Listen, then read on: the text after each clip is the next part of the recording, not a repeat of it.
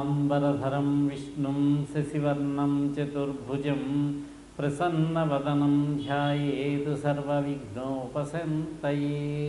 వాగీశాద్యాస్సు మనసః సర్వార్థానాముపక్రమే యం నత్వా కృతకృత్యాస్యుస్తం నమామి గజాననం. శరదా శరదంభోజవదనా వదనాంబుజే సర్వదా సర్వదాస్మాకం సన్నిధిః సన్నిధిం క్రియాత్.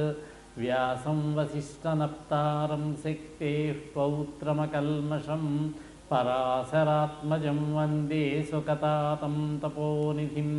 వ్యాసాయ విష్ణురూపాయ వ్యాసరూపాయ విష్ణవే నమో వై బ్రహ్మనిధయే వాసిష్ఠాయ నమో నమః. అచతుర్వదనో బ్రహ్మా ద్విబాహురపరో హరిః అపాలలోచనః శంభుర్భగవాన్ బాదరాయణః.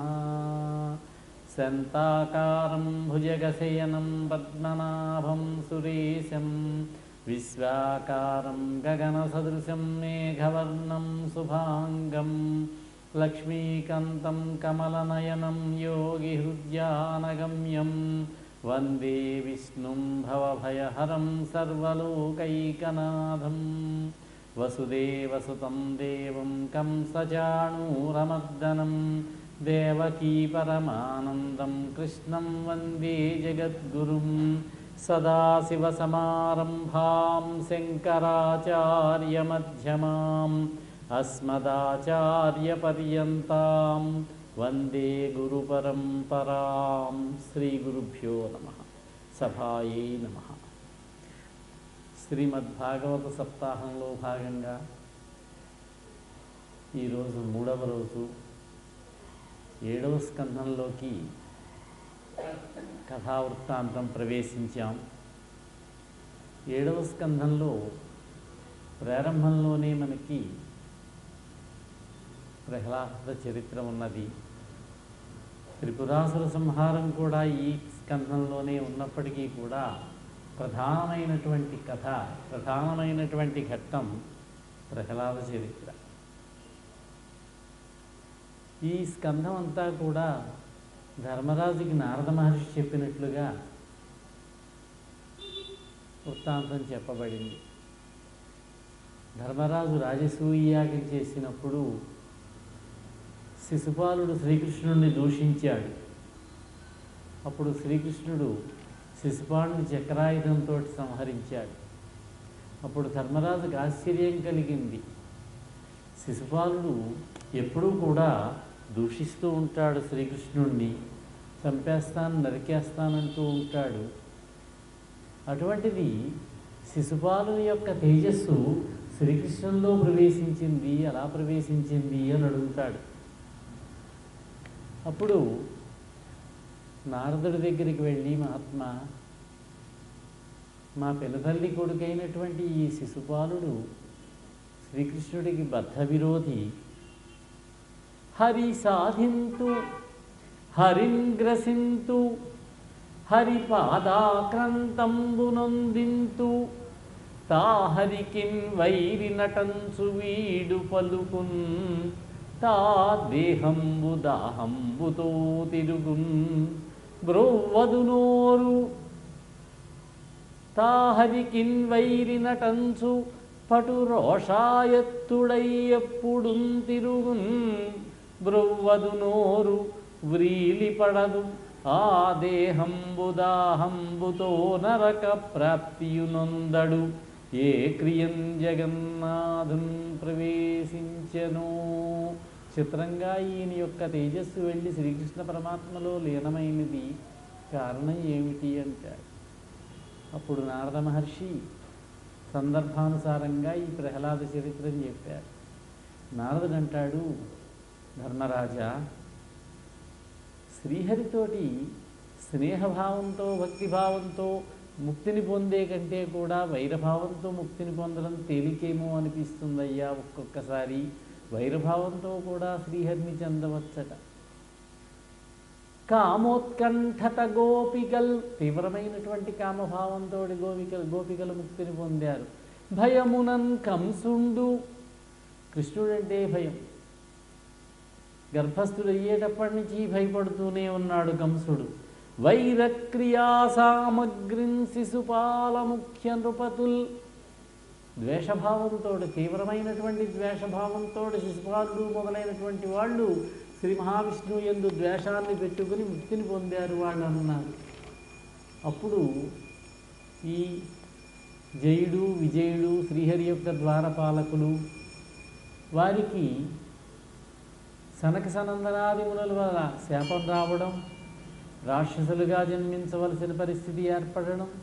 అప్పుడు శ్రీ మహావిష్ణువు వారికి 3 జన్మలు వైరభావంతో, తీవ్రమైనటువంటి వైరభావంతో శ్రీ మహావిష్ణువు యందు ద్వేషాన్ని పెట్టుకుని లోకకంటకులై ప్రవర్తిస్తారు. 3 జన్మల అనంతరం మీరు మళ్ళీ మీ స్థానాలకు వస్తారని శాప విముక్తిని చెప్పారు. మొదటి జన్మలో హిరణ్యాక్ష హిరణ్యకశిపులుగా, 2వ జన్మలో రావణ కుంభకర్ణులుగా, 3వ జన్మలో శిశుపాల దంతవక్తులుగా 3 జన్మలు ఎత్తవలసి వచ్చిందా జయ విజయులు. మొదటి జన్మలో హిరణ్యాక్షుడిగా జన్మించినప్పుడు శ్రీ మహావిష్ణువు వరాహ రూపంలో, వరహావతారంలో భూమిని రసాతలం నుంచి ఉద్ధరించి తీసుకొచ్చే సందర్భంగా హిరణ్యాక్షుడిని వధించాడు. తీవ్రమైనటువంటి యుద్ధం జరిగింది హిరణ్యాక్షుడితో. తన తమ్ముడిని శ్రీహరి చంపాడనేటటువంటి వార్త తెలుసుకున్నటువంటి వాడై రాక్షస యోధులందరినీ పిలిచాడు. తన అనుచరులైనటువంటి రాక్షసుల్ని త్రిమస్తకుడు, త్రిలోచనుడు, శకుని, శంబరుడు, శతబాహువు మొదలైనటువంటి యోధులను పిలిచాడు. పిలిచి, నా తమ్ముడైనటువంటి హిరణ్యాక్షుణ్ణి హరివధించాడు. నాకు తమ్ముడు నీకు నెచ్చలి రణన్యాయైక దక్షుండు, మహాయుద్ధ పరాక్రముడు నా తమ్ముడు, బాహాకుంఠీకృత దేవయజ్ఞుడు హిరణ్యాక్షుండు. ఇంతటి పరాక్రమశాలి అయినటువంటి హిరణ్యాక్షుణ్ణి భయంకరమైనటువంటి యుద్ధంలో వరాహ రూపం ధరించి హరివధించాడు. వనముల నుండదొచ్చు, వనముల్లో ఉంటాడు, తన అడవుల్లో తిరుగుతూ ఉంటాడు. మునివర్గములోపల ఘోణిగాడు, మునుల సమూహంలో చొచ్చుకొని ఉంటాడట అతను. సంజనన మెరుంగడు, అతను ఎలా పుడతాడో అతని పుట్టుపూర్వోత్తరాలు ఎవరికీ తెలియవు. పరమాత్మకి పుట్టుకేమిటి, పుట్టుకే లేనివాడాయన. అతని పుట్టుపూర్వోత్తరాలు ఎవరికీ తెలియవు. జాడవకింతయు లేదు, అతని యొక్క జాడ ఏమీ ఎవరికీ కూడా తెలియదు. తన్నుడాసిన మరిడాయు, అతన్ని మనం ఎదుర్కొన్నట్టయితే అతను మనల్ని ఎదుర్కొంటాడు. వెంటబడి చిక్కడు, మనం ఎంత ప్రయత్నం చేసినా కూడా పరమాత్మని పట్టుకుందామని, శోధిద్దామని, వెతుకుదామని, ఆయన్ని దర్శిద్దామని ఎంత ప్రయత్నం చేసినా మనకు లభించడు ఆయన. అటువంటి ఆ హరిని వీని నొక్క కీలున మన లోబడ పట్టుకొనంగవచ్చునే. మనం ఆ హరిని మనం అతనికి లొంగకుండా, అతనికి పట్టుబడవచ్చునా అని ప్రయత్నం చెయ్యాలి అని రాక్షసులందరితోటి చెప్పాడు. మీరంతా కూడా హరి ఎక్కడుంటాడంటే విష్ణుర్ద్విజక్రియామూలో యజ్ఞో ధర్మమయః పుమాన్ దేవర్షి పితృభూతానాం ధర్మస్య చ పరాయణం.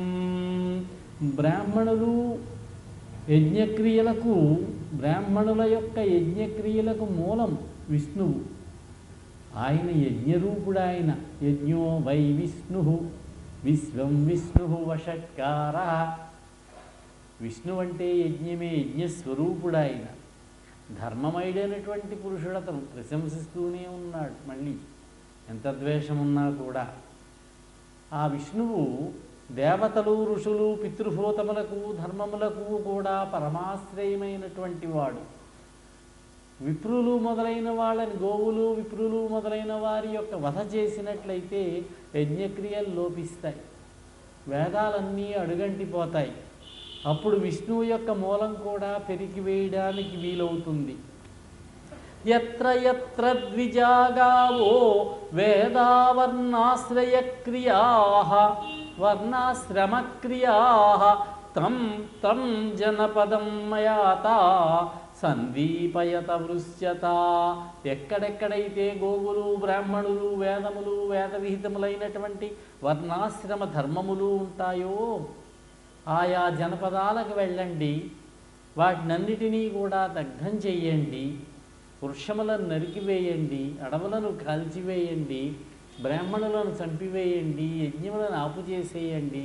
అప్పుడు విష్ణువు బలహీనపడతాడు, మనకి చిక్కుతాడు, మనకి లోపడతాడు, అతన్ని మనం వధించవచ్చునన్నాడు. తన తల్లి అయినటువంటి దితిని పిలిపించాడు, మరణించిన హిరణ్యాక్షుని యొక్క భార్యల్ని పిలిపించాడు, కుమారులను పిలిపించాడు, వారికి బోధన చేశాడమ్మా. ఈ జీవితం అనేటటువంటిది అశాశ్వతమైనటువంటిది, పుట్టిన ప్రతివారికి కూడా మరణం తప్పదు. అందుచేత నీ కుమారుడు మహాపరాక్రమశాలి, రణరంగంలో హరితో పోరాడి మరణించాడు, వీరమరణం పొందాడు తల్లి. అతను కొరకై నువ్వు దుఃఖించబడవద్దు, నువ్వు వీరమాతవు, నువ్వు దుఃఖించడం నీకు ధర్మం కాదు అని బోధ చేశాడు. ఈ ప్రాణులు జీవితంలో కలుస్తూ ఉంటారు, విడిపోతూ ఉంటారు. నీరాగార నివిష్ట పంధుల క్రియన్ నిక్కంబు సంసార సంచారుల్వత్తురు కూడి విత్తురు. ఈ లోకమనేది ఒక చలిపందిరి వంటిది. వేదాంతం తెలిసినవాడే హిరణ్యకశిపుడు కూడా. ఒక చలిపందిరి వంటిది, చలివేంద్రం. ఇటువైపు నుంచి ఒక బాటసారి వస్తాడు, అటువైపు నుంచి ఒక బాటసారి వస్తాడు, ఇద్దరూ అక్కడ కలుసుకుంటారు, కొద్దిగా మంచినీళ్ళు తాగుతారు, 5 నిమిషాలు మాట్లాడుకుంటారు, మళ్ళీ వాళ్ళ దారిలో వాళ్ళు, వీళ్ళ దారిలో వీళ్ళు వెళ్ళిపోతారు. ప్రాణులు ఆ విధంగా కలుస్తూ ఉంటారు. నదిలో ఇసుక దిన్నెల మీద ఇసుక రేణువులు అన్నీ ఒక చోట నుంచి ఎక్కడి నుంచో వచ్చి చేరతాయి. మళ్ళీ నీరు వచ్చినప్పుడు ఆ నీటి ప్రవాహంలో కొట్టుకుపోతాయి, మళ్ళీ ఎక్కడో తేలుతూ ఉంటాయి, విడిపోతూ ఉంటాయి. ఆ విధంగా 2 కర్రలు నదిలో కొట్టుకు వస్తున్నాయి, కలిసి ప్రయాణం చేస్తున్నాయి. కొంత దూరం ప్రయాణం చేసిన తర్వాత విడిపోతాయి మళ్ళా. అటువంటిదేనమ్మా ఈ జీవుల యొక్క జీవన గమనము. నీరాగార నివిష్ట పంధుల క్రియన్ నిక్కంబు సంసార సంచారుల్వత్తురు కూడి విత్తురు. కలుస్తూ ఉంటారు, విడిపోతూ ఉంటారు. సదా సంగంబులేదొక్కచో సూరుల్ పోయడి త్రోవ పోయను కదా భవత్సూనుండు. తల్లి నీ కుమారుడైనటువంటి హిరణ్యాక్షుడు పరాక్రమవంతులు యుద్ధ వీరులు వెళ్ళేటటువంటి మార్గంలో వెళ్ళాడమ్మా. మహాసూరుండాతడు తద్వియోగమునకున్ సోకింపనికేటికిన్. నీవు వీరమాతము తల్లి, నీవు దుఃఖపడకూడదు అని తల్లికి హితబోధ చేశాడు. దుఃఖాన్ని పోగొట్టుకుని తల్లి తమ్ముని భార్యలు ఎక్కడి వారెక్కడికి వెళ్ళారు. ఇక హిరణ్యకశిపుడి యొక్క కోరిక ఏమిటంటే స్వర్గలోకాన్ని ఆక్రమించాలి. హిరణ్యం అంటే బంగారం, హిరణ్యకశిపుడు ఈయన పేరు. బంగారం అంటే ఈయనకి ప్రీతి. బంగారము రత్నములు ఉండేవి స్వర్గలోకంలో. అందుచేత ఏ రాక్షసులైనా సరే ముందు స్వర్గాన్ని ఆక్రమించుకోవాలి, దేవేంద్రుణ్ణి పదవీచ్యుతుణ్ణి చేయాలి, దేవలోకాన్ని స్వంతం చేసుకోవాలి. ఇదే వారి యొక్క లక్ష్యం. అది జరగాలంటే వరములు కావాలి. వరములు కావాలంటే బ్రహ్మదేవుడి గురించి తపస్సు చేయాలి. వీళ్ళు విష్ణుమూర్తికి ద్వేషులే కానీ బ్రహ్మదేవుడంటే ప్రీతే వీరికి, భక్తే వీరికి, రాక్షసులకు. అందుచేత బ్రహ్మదేవుడు కోసం తపస్సు చేశాడు, భయంకరమైనటువంటి తపస్సు చేశాడు, బహుకాలం తపస్సు చేశాడు. బ్రహ్మదేవుడి యొక్క నోటి వెంటే చెప్పబడినటువంటి మాట 100 దివ్య సంవత్సరములు తపస్సు చేశావయ్యా అన్నాడు. మరి 100 దివ్య సంవత్సరములనే పదం వాడారు. మరి అయితే చిక్కిపోయాడు, కాష్టభూతుడయ్యాడు. కృతయుగంలో ఎముకలు ఉన్నంత వరకు కూడా ప్రాణం ఉంటుందట. ప్రాణావశిష్టుడై ఉన్నాడు. పొట్టలు పోసేశాయి. ఆ తపస్సు చేస్తున్న ప్రదేశం నుంచి అగ్ని వెలువడి ముల్లోకాలు కూడా కొంచెం కలవరపడుతూ ఉన్నాయి. దేవతలంతా కంగారు పడుతూ బ్రహ్మదేవుడి దగ్గరికి వెళ్ళారు. మహాత్మా పితామహ, ద్వితిపుత్రుడైనటువంటి హిరణ్యకశిపుడు నీ కోసం తపస్సు చేస్తున్నాడు. ఎందుకు చేస్తున్నాడో తెలియదు, ఏ ఏ వరములు కోరి తపస్సు చేస్తున్నాడో తెలియదు. బహుశా ఈ సృష్టికి పునఃసృష్టిని చెయ్యాలని, నీ యొక్క బ్రహ్మత్వాన్ని కూడా స్వాధీనం చేసుకోవాలని, మరణమే లేనటువంటి జీవితాన్ని సంపాదించుకోవాలని ఏవేవో కోరికలతోటి తపస్సు చేస్తున్నాడు. అతని తపస్సు వల్ల లోకములన్నీ కూడా ఇబ్బందుల పాలవుతున్నాయి. కాబట్టి ఆ తపస్సును మాన్పించవలసింది అని కోరితే బ్రహ్మదేవుడు దక్షుడు, భృగు మహర్షి మొదలైన ఋషులను వెంట పెట్టుకుని మందర పర్వతం మీదకు వచ్చాడు. మందర పర్వతం మీద తపస్సు చేస్తున్నాడు హిరణ్యకశిపుడు. ఈ హిరణ్యకశిపుడు పరిపాలించినటువంటి ప్రాంతము అహోబలం అన్నారు. ప్రహ్లాద చరిత్ర జరిగినటువంటి ఘట్టము అహోబల క్షేత్రం అన్నారు. అక్కడ నవనారసింహ ఆలయములను ఉన్నాయి. ఆ అహోబల క్షేత్రములో ప్రహ్లాద విద్యాభ్యాసం చేసినటువంటి పాఠశాల కూడా కొండ మీద ఉన్నది కనుక ఇక్కడికి దగ్గర మందర పర్వతం కనుక మందర పర్వతం మీదకు వెళ్ళి తపస్సు చేయడం ప్రారంభించాడు. బ్రహ్మదేవుడు వచ్చి, నాయన కశ్యపపుత్ర, నీ యొక్క తపస్సుకు లోకములన్నీ అతలాకుతలములవుతున్నాయ్యా. నీ యొక్క కోరికలు తీర్చడానికి వచ్చాను నేను. నీకు కావలసినటువంటి వరమును కోరుకో అన్నాడు. ఏ రాక్షసుడైనా మొట్టమొదటి అడిగేది మరణము లేనటువంటి వరమును కోరతారు. శాశ్వతంగా ఉండిపోవాలి భూలోకంలో. పుట్టిన ప్రతి ప్రాణికి మరణము తప్పదయ్యా. మృత్యుదేవత కూడా ఒక వరమేనన్నారు.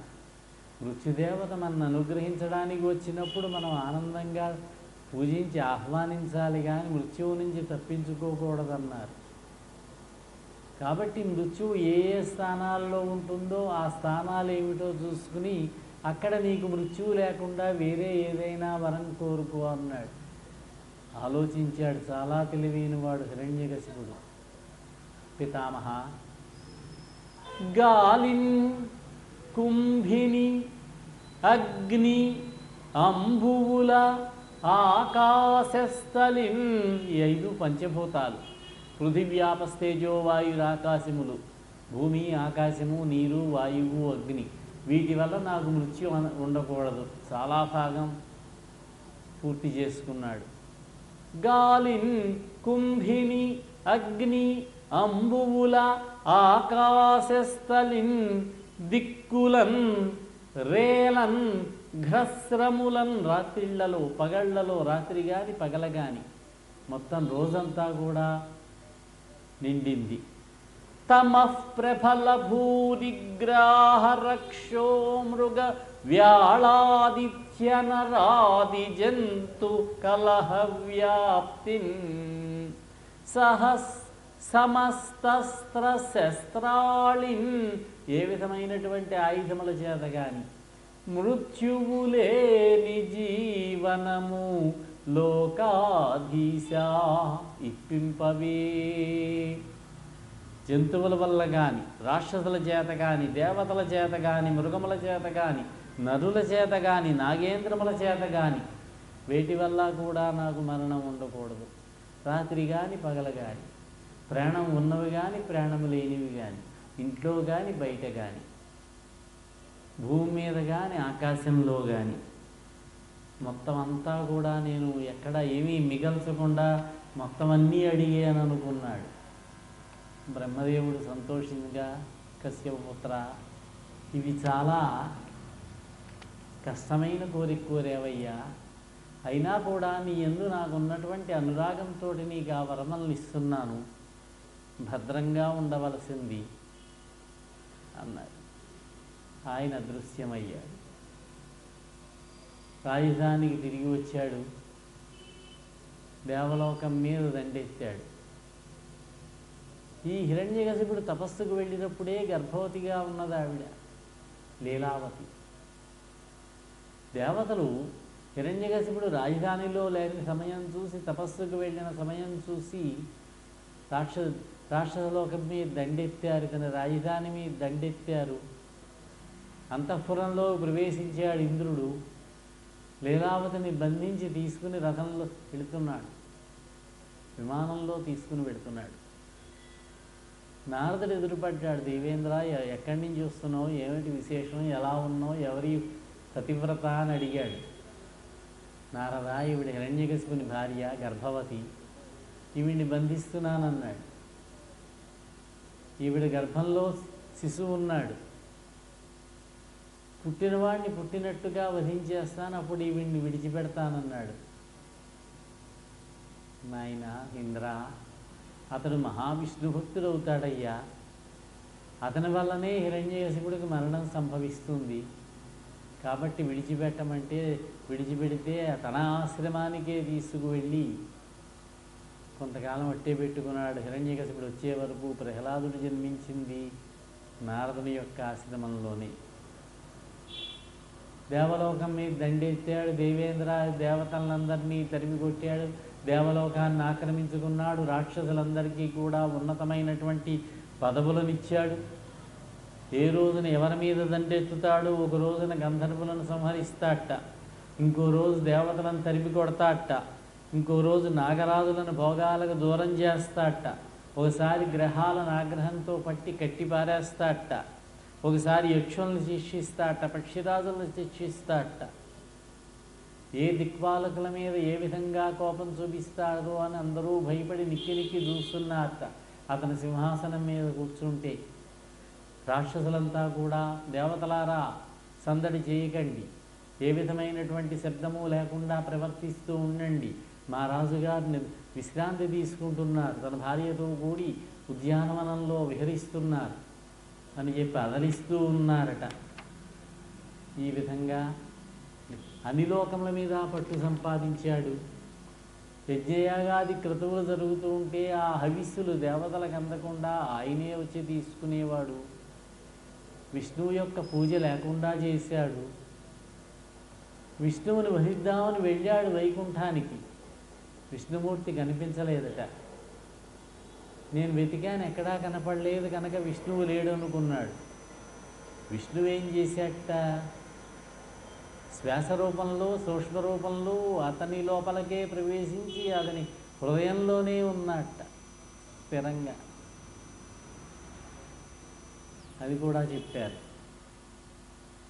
దేవతలంతా కూడా హిరణ్యకశిపుడు చేసేటటువంటి దారుణ కృత్యములకు భయపడి బ్రహ్మదేవుడి దగ్గరకు వెళ్ళి అక్కడి నుంచి విష్ణువు దగ్గరకు వెళ్ళి ప్రార్థన చేస్తే, శ్రీ మహావిష్ణువుని ప్రార్థిస్తే శ్రీ మహావిష్ణువు చెప్పారు వారికి, భయము చందకుడయ్య నిర్జరవరుల్, భయపడకండి, భద్రంబు మీకయ్యడున్, జయమున్ లాభము భూత సంతతికి మత్సందర్శన ప్రాప్తిని అవ్యయమై చేరున్. నా భాగ్యం చేత జీవకోటికి శాశ్వతమైనటువంటి జయం లభిస్తుంది, లాభం చేకూరుతుంది. ఎరుంగుదుందితి సుత వ్యాపారము, ఈ రాక్షసుడైనటువంటి దుష్టుడైనటువంటి హిరణ్యకశిపుడు చేస్తున్నటువంటి అరాచకాలన్నీ నాకు తెలుసు, అశాస్త్రీయమైనటువంటి దుష్కృత్యాలన్నీ కూడా నాకు తెలుసు. కాలము కూడా చంపెదను, సమయం రావాలి, ఇది సరి అయినటువంటి సమయం కాదు. కాలము కూడా చంపెదను చనుండందాక మీ త్రోవలన్, మీరు జాగ్రత్తగా ఉండండి, అంతవరకు సమయం వచ్చినప్పుడు నేనే వధిస్తాను అతన్ని. వేధో దత్త వరప్రసాద గరిమన్ వీడింత వాడై మిమున్ బాధం పెట్టుచునున్నవాడని మదిన్ భావింతు. బ్రహ్మదేవుడిచ్చినటువంటి వరప్రభావం వల్ల వీడింత వాడై ఇంత పరాక్రమవంతుడై మిమ్మల్ని అందరినీ కూడా బాధలు పెడుతున్నాడన్న విషయం నాకు తెలుసు. భావించినే సాధింపంతరి కాదు, అలాని ఇప్పుడు నేను వెళ్ళి అతన్ని జయించడానికి ఓడించడానికి ఇది సరి అయినటువంటి సమయం కాదు ఇది. కావున కడున్ సైరించి తిన్ మీదటన్ సాధింతున్ సురలారా, సమయం వచ్చినప్పుడు తర్వాత నేను అతన్ని సాధిస్తాను, నేడు చనుడా శంకింపమికేటికిన్. మీరు మీ స్థలాలకు వెళ్ళండి, నిశ్చింతగా ఉండండి. ఏదో ఒక రోజున ఇతడు తన కుమారుడయందు ద్వేషభావాన్ని పెట్టుకుంటాడు, కుమారుణ్ణి హింసిస్తాడు. అప్పుడే ఇతని యొక్క పతనం ప్రారంభమవుతుంది. అప్పుడు వహిస్తాను. ఇతని కుమారుడు వల్లనే ఇతనికి మృత్యువు సంభవిస్తుంది, కాబట్టి మీరు వెళ్ళవలసింది అన్నాడు. ఈ హిరణ్యకశిపుడికి 4 కుమారులు అన్నారు. ప్రహ్లాదుడు పెద్దవాడు. ప్రహ్లాదుడు, అనుహ్లాదుడు, సంహ్లాదుడు, హలాదుడు, వీళ్ళంతా రాక్షసాంశ కలిగిన వాళ్ళే. వారిలో ప్రహ్లాదుడు విష్ణుభక్తుడు. పూర్వజన్మ సుకృతం వల్ల అతడు విష్ణుభక్తుడుగా ఉన్నాడు. శ్రీ మహావిష్ణువు యందు అచంచలమైనటువంటి భక్తిభావం కలిగినటువంటి వాడు ఆయన. మరొక పురాణంలో చెప్పారు, ఈయనకి 6 సంతానమని, ప్రహ్లాదుడు కాక. ఈ 6 కూడా రాక్షసులేనని, ఈ 6 దేవకీదేవికి 6 కుమారులు కలిగారు చూశారా, 6 కంసుడు వధించాడు. వారిని కూడా ఒక పురాణంలో ఉన్న విశేషం. అయితే భాగవతంలో చెప్పింది మాత్రం 4 కుమారులు. వాళ్ళల్లో పెద్దవాడు ప్రహ్లాదుడు. చక్కటి వినయ గుణ సంపన్నుడా ప్రహ్లాదుడు. తన యందు అఖిల భూతములందు ఒక భంగి సమహితత్వంబున పరగువాడు. సమస్త ప్రాణులను కూడా తనలాగా భావించేటటువంటి సమదర్శి అట అతను. పెద్దల పొడగన్న భృత్యుని కైవడి చేరి నమస్కృతులు సలుపువాడు. ఎవరైనా పెద్దలు కనిపించినట్లయితే ఒక భృత్యుడిలాగా నమస్కరించి వినయంగా దోషయోగ్య నమస్కరించాట. కన్నుదోయికి అన్యకంతలడ్డంబైన మాతృభావన చేసి మరలువాడు. పరస్త్రీలు ఎదురుపడితే మాతృభావనతో పక్కకు తొలగిపోతారు. ఇక్కడ పోతన్న గారిని విమర్శ చేశారు. ఏమండి, పోతన్న గారు ఇలా రాస్తారు, ఆ కుర్రవాడు చూస్తే 5 సంవత్సరముల వయస్సు ఉన్నవాడు, అతనికి ఆ వయస్సులో ఆ భావన కలుగుతుందా అన్నారు. మరి ఎందుకు రాశారు? ఇక్కడే కాదు, కొంచెం ముందుకెళ్ళాక మళ్ళీ కూడా వ్రాశారు ఆయన. అయితే దానికి మనం ఏ సమాధానం చెప్పుకుంటే బాగుంటుందంటే, ఇప్పుడు 5 సంవత్సరములు ఇప్పుడే జరిగింది, ఇప్పుడే కాదు పెద్దవాడైన తర్వాత కూడా కన్నుదోయికి అన్యకంతలడ్డంబైన మాతృభావన చేసి మరలువాడు. నేను ఇలా చెబితే వెంటనే ఒక ఆయన అడిగారు, ఏమండి పోతన్న గారు ఇది కల్పించారా, లేకపోతే మూలంలో వ్యాస మహర్షి గారు కూడా ఇదే చెప్పారా? చూస్తే వ్యాస మహర్షి అలా చెప్పినట్టుగా కనపడలేదు. బ్రహ్మణ్య శీల సంపన్న సత్యసంధ జితేంద్రియ ఆత్మవత్ సర్వభూతానాం ఏకప్రియ సుహృత్తమః దాసవత్సన్నతార్యాంఘ్రిః పితృవద్దీనవత్సలః భ్రాతృవత్సదృశే స్నిగ్ధో గురుష్వీశ్వర భావనః విద్యార్థరూపజన్మాఢ్యో మానస్తంభ వివర్జితః. మూలంలో చెప్పబడినటువంటి విషయం ఇది.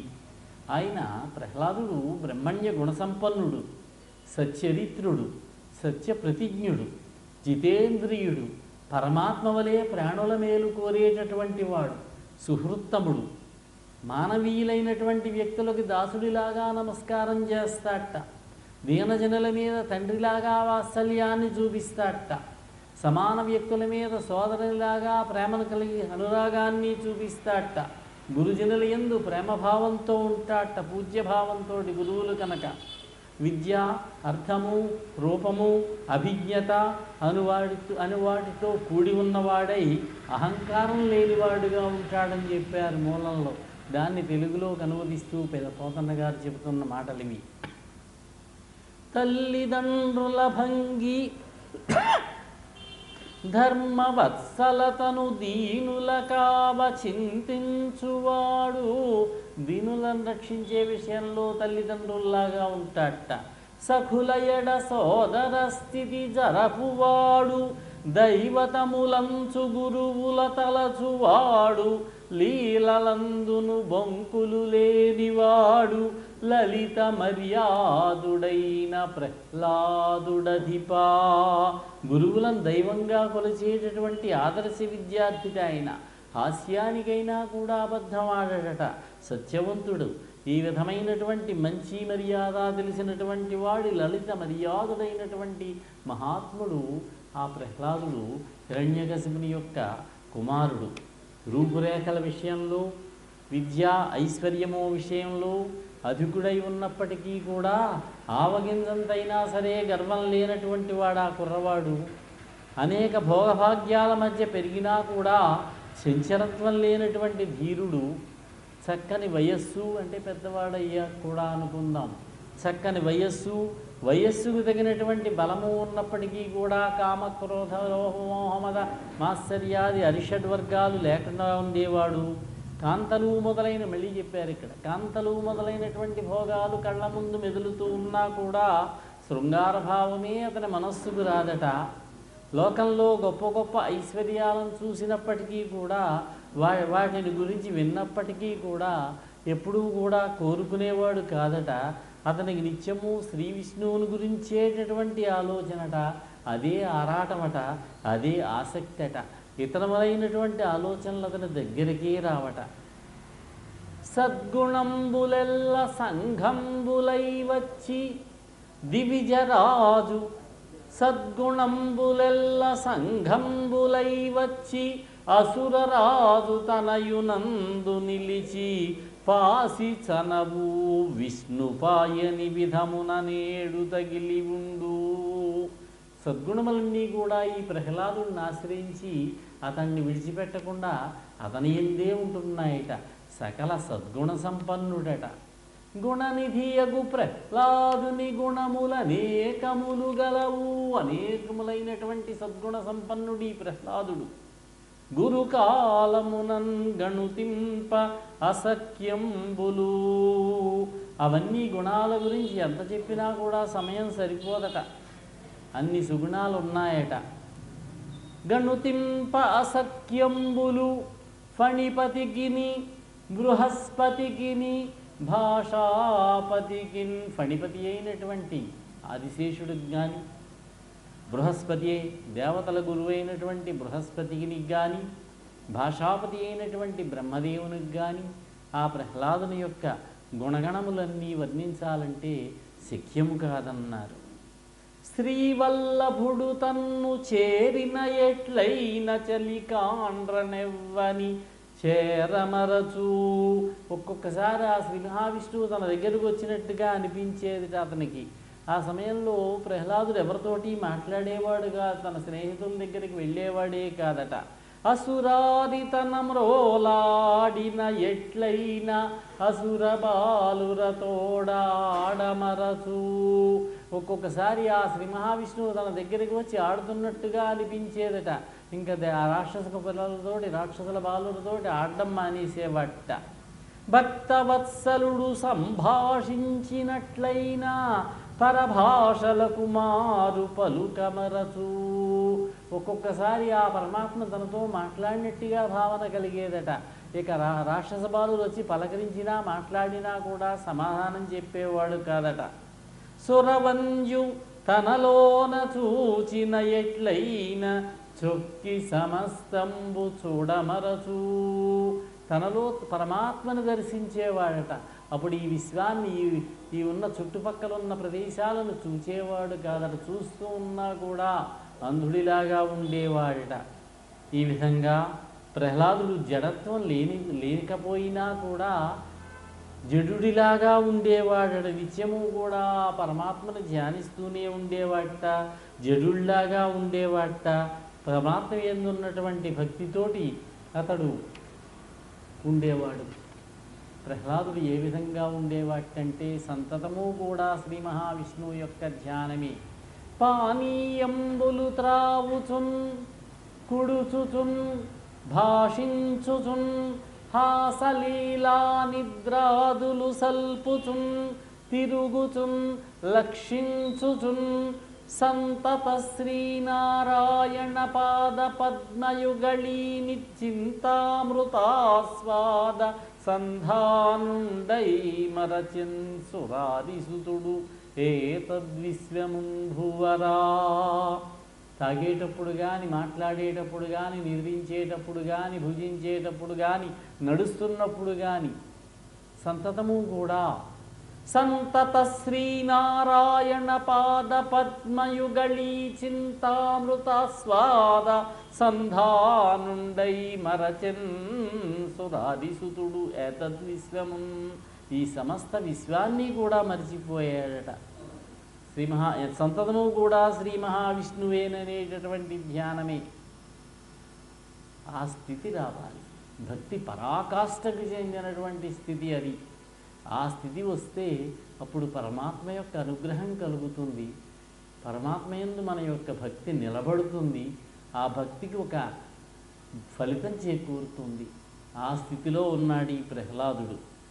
ఒక్కొక్కసారి హరినామస్మరణలో మునిగిపోతాడు. మైమరిచి ఒంటరిగా కూర్చుని ఏడుస్తూ ఉండేవాట. అంతులేని హరిభక్తి నిండినటువంటి మనస్సుతోటి ఒక్కోసారి హరికీర్తనల్ని ఒక్కడూ కూర్చొని గొంతెత్తి గానం చేస్తూ ఉండేవాట.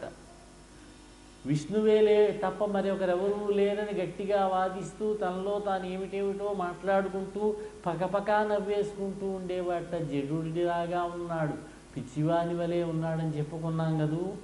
ఇంకోసారి నలినాక్షుడను నిధానము గంటినేనని ఉబ్బి గంతులు వైచునొక్కసారి. నలినాక్షుడనేటటువంటి పరమాత్మ శ్రీ మహావిష్ణువు అనేటటువంటి పెన్నిధిని చూశాను నేను అని గట్టిగా ఆనందం వేసి గంతులు వేసేవాట. ఒక్కొక్కసారి మాధవ మధుసూదన అని గొంతెత్తి అరుస్తూ ఉండేవాడు. మైమరిచి పిలుస్తూ ఉండేవాడు. ఆనంద భాష్పాలు కారుస్తూ ఉండేవాట. ఒక్కోసారి కళ్ళు మూసుకుని నిశ్చలంగా నిలబడి ఉండేవాడు. ఒక్కోసారి అలా ఏం చేసినా ఎలా ప్రవర్తించినా ఆయన మనస్సంతా కూడా ఆ పరమాత్మ అయినటువంటి శ్రీ మహావిష్ణువు యొక్క ఆరాధన యందే ఉండిపోయిందట. చూశాడు, తన కుమారుడైనటువంటి ప్రహ్లాదుడిని చూశాడు హిరణ్యకశిపుడు. 5 సంవత్సరముల ప్రయాణకు వచ్చాడు. మిగతా పిల్లల మాదిరిగా రాజకుమారుడిలాగా ఉండడం లేదు. ఏమిటి వీడు ఇలా ఉన్నాడు? ఎందుచేత ఇతనిలో చదువుకోవాలనేటటువంటి అభిలాష కానీ ఆ చురుకుదనం కానీ కనిపించటం లేదు. ఎప్పుడూ కూడా జడుడిలాగా మందుడిలాగా ఉంటున్నాడు అని కుమారుణ్ణి పిలిచి ఒక రోజున ఆయన చదివిస్తాన్రా నిన్ను, చదువుకోవలసింది అని శుక్రాచార్యుల వారి యొక్క కుమారులు ఉన్నారు. చండుడు, అమర్కుడు, చండామార్కులు అంటారు వాళ్ళని. శుక్రాచార్యుల వారు రాక్షసుల యొక్క విజయం కోసమని పరమేశ్వరుడు కోసం 1000 సంవత్సరములు దీర్ఘమైనటువంటి తపస్సు చేయడానికి అడవికి వెళ్ళాడు. ఆయన లేడు గనక కుమారులు అందుబాటులో ఉన్నారు, వాళ్లే గురువులు. వాళ్ళను పిలిపించాడు. నాయన ప్రహ్లాద, చదువని వాడజ్ఞుండగు చదివిన సదసద్వివేక చతురత కలుగున్ చదువగవలయును జనులకు చదివించదార్యులొద్ద చదువుము తండ్రి. చదువుకోవాలి నాయన. చదువుకోకపోయినట్లయితే అజ్ఞానిగా ఉండిపోతాడు, పశువుతో సమానం నాయన. నిన్ను గురువుల వద్ద పెద్దల వద్ద చదివిస్తాను, చదువుకోవలసింది అని ఆ గురువుల వంక చూసి చండామార్కుల వంక వీడేదో అంధుడిలాగా ఉంటున్నాడు, జడుడిలాగా ఉంటున్నాడు, అంధ ప్రక్రియనున్నవాడు పలుకండు అస్మత్ ప్రతాప ప్రక్రియాగంధం వించుకలేదు. నా యొక్క పరాక్రమానికి సంబంధించినటువంటి ఆ లక్షణాలు ఏవీ కూడా వీడిలో కనిపించడం లేదు. మహారాజు గారు అబ్బాయికి ఉండవలసిన లక్షణాలు ఏవీ లేవు వీడిలో. మీరు గురువుల్, కారుణ్య చిత్తుల్, మనోబంధుల్, మాకు ముఖ్యులు, మాకు పెద్దలు. మీరు మాకు పెద్దలు, మీరు గురుపుత్రులు. మీరు మమున్ పాటించి ఈ బాలకున్ గ్రంథంబుల్ చదివించి నీతి కుశలం కావించి రక్షింపరే. ఈ కుర్రవాణ్ణి తీసుకువెళ్ళి గ్రంథములు చదివించి నీతిశాస్త్ర పారగొండి చేయవలసినది అని కోరారు. ఎంత మాట ప్రభు, మీరింతలా ప్రాధేయపడి అడగాల మమ్మల్ని, మీరు ఆజ్ఞాపించండి, మేము ఔదలదాలుస్తాం, తప్పకుండా చదివిస్తాం అని తీసుకుని వెళ్ళారు. ఆ రాజభవనానికి అంతఃపురానికి పక్కనే ఒక మందిరం ఉంటే ఆ మందిరంలో ప్రహ్లాదుణ్ణి, ఇతర రాక్షసపుత్రుల్ని, మంత్రులు, సేనాధిపతులు, వీళ్ళ కుమారులు, తోటిబాలురు ఉంటారే ప్రముఖులు, వాళ్ళందరినీ పెట్టి అక్కడే చదివిస్తున్నారు. బయటికి వెళ్ళి చదివించే పని లేదు. గురువులు బయటికి వెళ్ళి వస్తూ ఉంటారు వారింటికి. కొద్ది కాలం చదువు సాగింది. ఒక్కసారి ఎందుకో కుమారుణ్ణి చూడాలనిపించింది. కుమారుణ్ణి ఒక్కసారి చూసినట్లయితే ఎంతవరకు చదువుకున్నాడు, గురువులు ఏమేమి నేర్పించారో చూద్దామని అనిపించి కబురు చేశాడు రమ్మని భటుల చేత. వెంటనే గురువుగారు ప్రహ్లాదుణ్ణి తీసుకొచ్చారు. నాయనా ప్రహ్లాద, నీ విద్యాభ్యాసం బాగా జరుగుతోందా నాయన? ఒళ్ళో కూర్చోబెట్టుకున్నాడు, ముద్దు పెట్టుకున్నాడు. ఉత్సాహ ప్రభు మంత్రశక్తియుతమే ఉద్యోగము. ఏ పనైనా సాధించాలంటే 3 విధములైనటువంటి శక్తులు కావాలి. ఉత్సాహశక్తి, ప్రభుశక్తి, మంత్రశక్తి. ఉత్సాహ ప్రభు మంత్రశక్తియుతమే ఉద్యోగము. ఏదైనా ప్రయత్నం ఫలించాలంటే ఈ 3 కావాలి. అన్నీ సహకరించి నీ ప్రయత్నం నిరాఘాటంగా నిర్విఘ్నంగా సాగుతున్నదా? విజ్ఞాన సంపదను పొందుతున్నావా?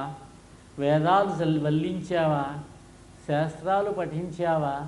ఏది నువ్వు చదువుకున్న విషయాల్లో ఏదైనా ఒక మంచి విషయం చెప్పి దాని భావాన్ని చెప్పు నాయనా అని అడిగాడు. పాపం ప్రేమగా అడిగాడు. కుర్రవాడు మొదలుపెట్టాడు. ఎల్ల శరీరధారులకు తండ్రి, నేను చదువుకున్న విషయం, నేను తెలుసుకున్న విషయం చెబుతాను వినవలసినది. ఎల్ల శరీరధారులకు ఇళ్లను చీకటి నూతి లోపలంత్రళ్ళక వీరు మేమను మతి భ్రమణంబున భిన్నులై ప్రవర్తిల్లక సర్వము అతని దివ్య కళామయమంచు విష్ణునందు. శత్రువు ప్రశంసతో మొదలుపెట్టాడు. విష్ణు అంటే పడదీది హిరణ్యకశిపుడికి. విష్ణు ప్రశంస ఇక్కడ.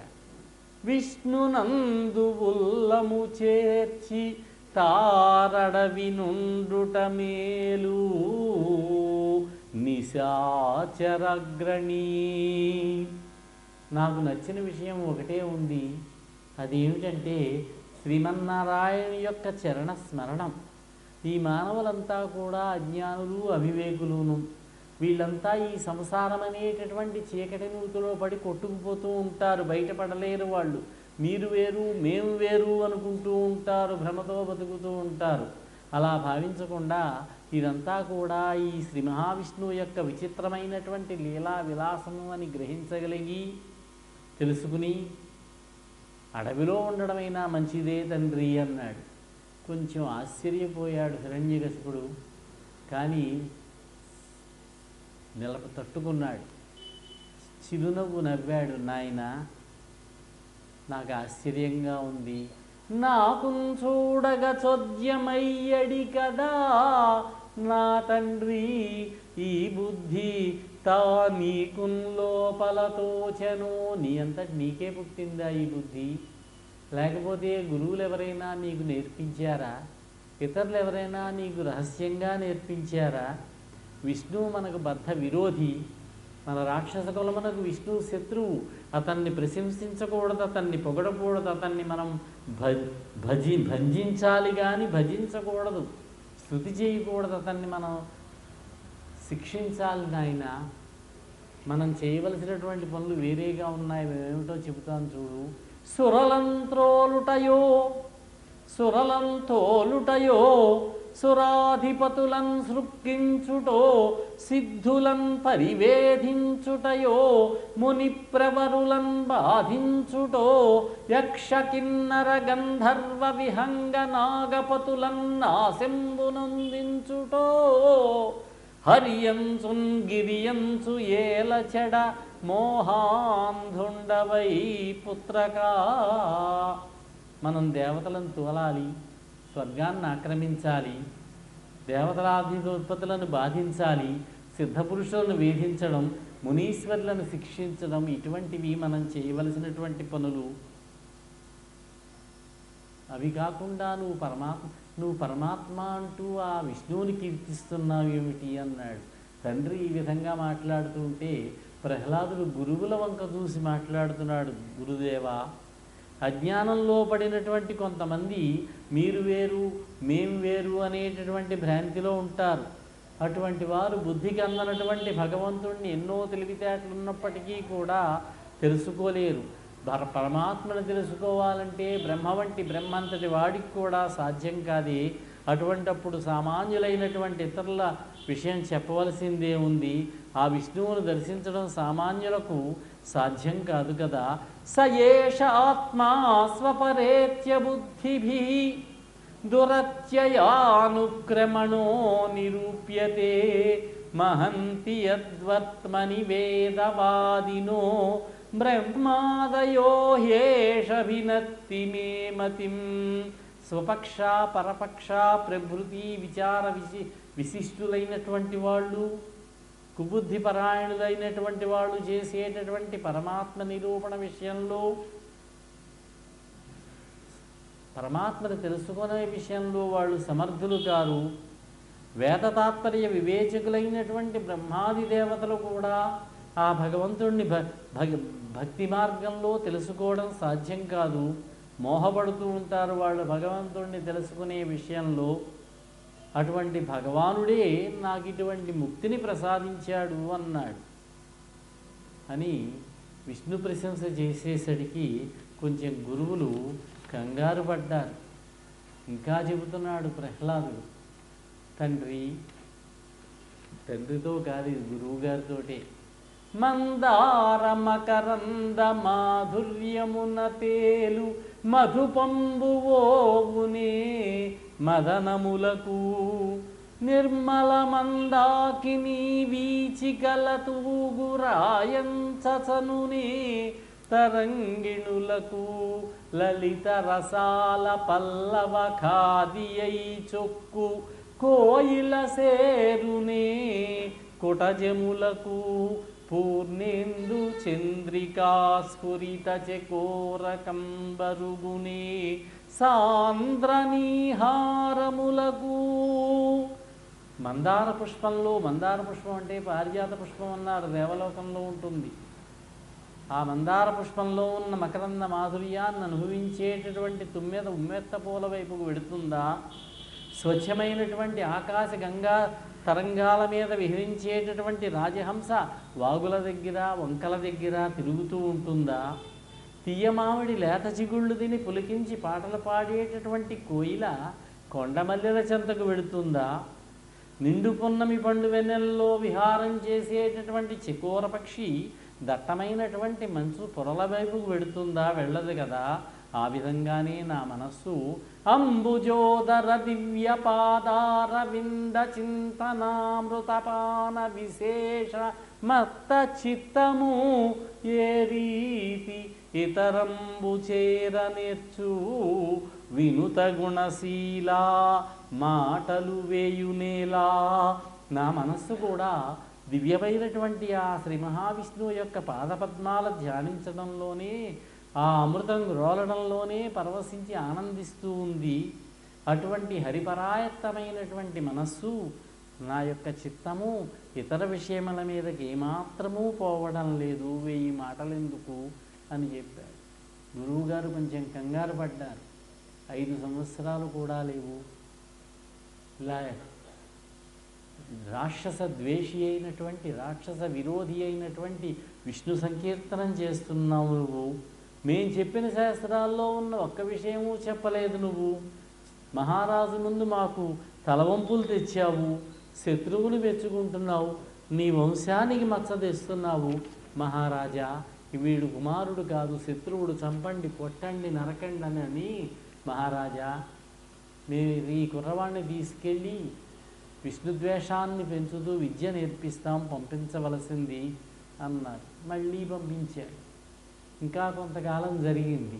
ఈసారి ప్రహ్లాదుడిని ఇతర రాక్షస బాలులతో కలవకుండా ఒక్కడిని వేరుగా పెట్టి ధర్మ, అర్థ, కామ శాస్త్రాలకు సంబంధించినటువంటి విషయాలు, రాజ్య పరిపాలన చేయడానికి కావలసిన విషయాలు, శత్రువులతో ఏ విధంగా ప్రవర్తించాలో ఆ విధమైనటువంటి దానము, భేదము, దండము మొదలైనటువంటి లక్షణములు ఇవన్నీ నేర్పారు. పర్వాలేదు, కుర్రవాడి గురువుగారు ఏం చెప్పినా నేర్చుకుంటున్నాడు. ఇది తప్పు అని తెలిసినా కూడా, గురువు సరి అయినటువంటి చదువు చెప్పడం లేదని తెలిసినా కూడా ఏమీ కాదనకుండా ఏం చెబితే అది తెలుసుకుంటున్నాడు, అన్నీ నేర్చుకుంటున్నాడు. కుర్రవాడు బాగా నేర్చుకున్నాడు. ఈసారి మనకి ఏ విధమైనటువంటి ఇబ్బంది ఉండదు అనుకున్నవాడే గురువుగారు ఈసారి ప్రహ్లాదుడిని తీసుకుని తల్లి దగ్గర, లీలావతి దగ్గరికి తీసుకొచ్చారు. తలంటారు, చక్కగా భోజనం పెట్టిందమ్మ. కుర్రవాడిని ముద్దు పెట్టుకుని తండ్రి దగ్గరికి పంపించింది. దారిలో వెడుతుంటే గురువుగారు చెప్పారు, నాయన త్రిప్పకు మన్న మామతము దీర్ఘములైన త్రివర్గ పాఠముల్ తప్పకు మన్న.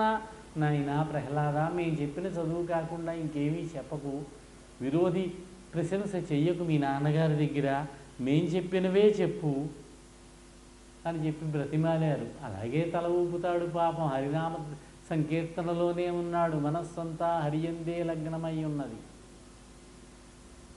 అప్పుడు తండ్రి దగ్గరికి తీసుకొచ్చారు. ముద్దు పెట్టుకున్నాడు, ఒళ్ళో కూర్చోబెట్టుకున్నాడు, ఆనందంగా చూశాడు. నాయన, చాలా కాలం అయింది నువ్వు వెళ్ళి, ఆశ్చర్యంగా ఉంది. గురువుగారు నీకేమేం పాఠాలు చెప్పారు, నువ్వేమేం నేర్చుకున్నావు? నీతి కుశలులైన వాళ్ళు మెచ్చరు కదా, సరి అయినటువంటి విద్య నేర్చుకోకపోయినట్లయితే. నువ్వు మళ్ళీ మామూలే, నువ్వు చదువుకున్నటువంటి విద్యలోని ఏదైనా ఒక మంచి విషయాన్ని చెప్పవలసింది అని అడిగారు. మళ్ళీ మొదలుపెట్టాడు తండ్రి, చదివించిరినను గురువులు చదివితి ధర్మార్థముఖ్య శాస్త్రంబులు, నే చదివినవి కలవు పెక్కులు, నే చదివినవి కలవు పెక్కులు, చదువులలో మర్మమెల్ల చదివితి తండ్రి. చదువులలో మర్మం అంతా చదివాను తండ్రి అన్నారు. అయితే నిజమే చెప్పాడు గురువుగారు, శ్రద్ధగానే చెప్పారు. పాపం చాలా చదువు నేర్చుకున్నాడు. తండ్రి దగ్గరకు వచ్చేసరికి అతను సహజమైనటువంటి లక్షణం బయటకు వస్తుంది. నేను చదువుకున్నటువంటి, నేను తెలుసుకున్నటువంటి ఒక మంచి విషయం చెబుతాను, వినవలసింది. శ్రవణం కీర్తనం విష్ణో స్మరణం పాదసేవనం అర్చనం వందనం దాస్యం సఖ్యం ఆత్మనివేదనం. ఇది వ్యాసుల వారు చెప్పిన మాట. నవవిధ భక్తి మార్గములు అనేటటువంటివి ఉన్నాయి. 9 విధములైనటువంటి భక్తి మార్గములు. మనం ఈ 9 విధములైన భక్తి మార్గముల ద్వారా పరమాత్మను సేవించాలి, ధ్యానించాలి, ప్రార్థించాలి, పూజించాలి, స్తుతించాలి. సాధ్యం కాదు 9 ఉండడం. కనీసం 2 వాడైనా, కనీసం ఒక్క లక్షణమైనా మనకుంటే ముక్తిని పొందుతామన్నారు. ఈ శ్లోకానికి పోతన్న గారు సరి అయినటువంటి అనువాదం. తను హృద్భాషల సఖ్యమున్. ఆయన సఖ్యమున్ అంటే ఈయన 3 కింద విడగొట్టారు. తను, హృద్, భాష, మనోవాక్కాయ కర్మల ద్వారా ఈ శరీరము, మనస్సు, భాషల యందు సఖ్యం ఉండాలట, పరమాత్మ యందు స్నేహభావం.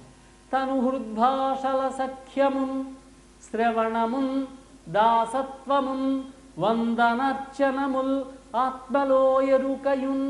ఆత్మలోయరుకయున్ సంకీర్తనల్ చింతనంబను ఈ 9 భక్తి మార్గముల సర్వాత్మున్ హరిన్నమ్మి సజ్జనుడై ఉండుట భద్రమంచు తలతున్ సత్యంబు దైత్యోత్తమా. ఈ 9 విధములైనటువంటి భక్తి మార్గముల ద్వారా పరమాత్మను నమ్మి సజ్జనుడుగా ఉండడం మంచిది అనిపిస్తోంది తండ్రి అన్నారు. శ్రవణ భక్తి, కీర్తన భక్తి. శ్రవణ భక్తికి ఉదాహరణ పరీక్షిత్తుని చెప్పారు. శ్రవణే పరీక్షితో అభవతు సంకీర్తనే శ్రీసుఖ.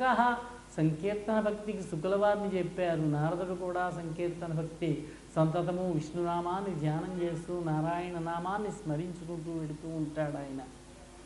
శ్రవణం కీర్తనం విష్ణో స్మరణ భక్తి, సంతతము స్మరణ, శ్రీ మహావిష్ణువు నామస్మరణ. యుద్ధరంగంలో ఉన్నా కూడా భీష్ముడు విభీషణుడు వీళ్ళిద్దరూ కూడా స్మరణ భక్తికి ఉదాహరణగా చెప్పారు. శ్రవణే కీర్తనం విష్ణో స్మరణం పాదసేవనం, శ్రీ మహావిష్ణువు యొక్క పాద ధ్యానం చేసుకోవడం. అర్చనం అర్చాయం పృథు, అర్చన భక్తికి పృథు చక్రవర్తిని చెప్పారు పూజ చేయడానికి. వందనం నమస్కారం చేయడం. దాస్యం దాస్యభక్తికి హనుమంతుడిని చెప్పారు. సఖ్యం స్నేహభక్తికి అర్జునుడు. గుహుడు కూడా, గుహుడు గంగానదిని దాటించాడు. శ్రీరామచంద్రుడిని అరణ్యవాసానికి వెడుతూ ఉంటే రాముడు కౌగిలించుకున్నట్ట గుహుడిని, ఇద్దరినే కౌగిలించుకున్నాడు ఆయన రాముడు.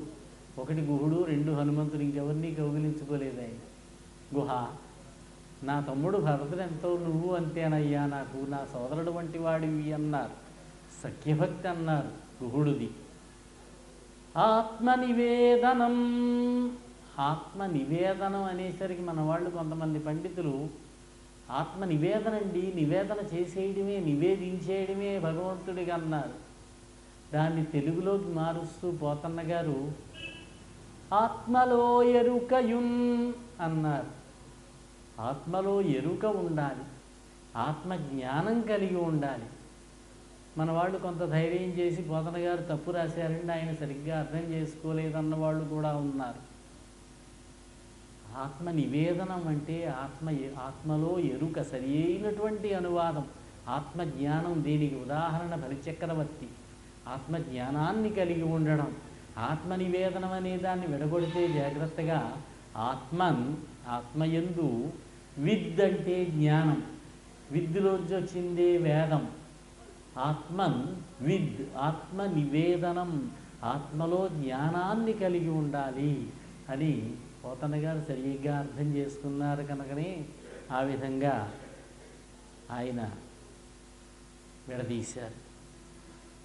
అర్చాయం పృథు, పృథు చక్రవర్తి పూజకు ఉదాహరణ.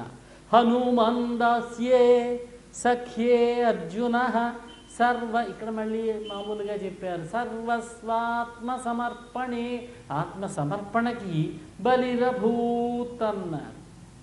ఈ విధంగా నవవిధ భక్తి మార్గాలను చెప్పాడు ప్రహ్లాదుడు. ఈ భక్తి మార్గముల ద్వారా ఏదో ఒక విధానాన్ని పట్టుకుని మనం పరమాత్మను కనుక జీవితకాల పర్యంతము కూడా స్మరణ చేస్తూ, చదువుకుంటూ, సంకీర్తన చేస్తూ, పరమాత్మ యొక్క లీలా గుణ విశేషాలను నలుగురికి చెబుతూ ఇలా గడపాలని ప్రహ్లాదుడు మనకి చెప్పాడు. ఈ ఒక్క శ్లోకమే రాశారు సంస్కృతంలో. పోతన గారికి తృప్తి కలగలేదు, ఇంకో 4 పద్యాలు వరుసపెట్టి రాసేశారు. అంధెందూదయముల్ మహాబధిర శంఖారావముల్ మూక సద్గ్రంథాఖ్యాపనముల్ నపుంసక వధూకంక్షల్ కృతఘ్నావలీ బంధుత్వంబులు భస్మహవ్యములు లుబ్ధద్రవ్యముల్ క్రోడ సద్గంధంబుల్ హరిభక్తి వర్జితుల రిక్త వ్యర్థ సంసారముల్. లోకంలో గుడ్డివాడికి వెన్నెల విలువ తెలియదు, అలాగే చెవిటివాడికి శంఖం ఊదినా ఉపయోగం లేదు. మోగవాడికి పుస్తకం ఇచ్చి చదవమంటే ఏం చదువుతాడు పాపం. నపుంసకుడికి కాంతల మీద మనస్సే పోదు. కృతజ్ఞులకు బంధుత్వం కుదరదు. బూడిదలో వేసినటువంటి ద్రవ్యాలుంటాయి, హోమద్రవ్యాలు వృధా అవుతాయి, ఉపయోగపడవు. పిసిరుగొట్టు వాని సంపద పనికి వచ్చేది కాదు, ఎంత సంపద ఉన్నా దేనికి వినియోగించడు ఆయన. అలాగే వరాహానికి సువాసనలు పనికిరావు. అలాగే హరిభక్తి లేనటువంటి వారి జీవితాలు ఉన్నాయి చూసారా తండ్రి, చూసారా మహారాజా, నిస్సారములు, వ్యర్థములు అన్నాడు. కమలక్షు నర్చించు కరములు కరములు శ్రీనాథు వర్ణించు జిహ్వ జిహ్వా, శ్రీనాథుణ్ణి వర్ణించేటటువంటి నాలుకే నాలుక.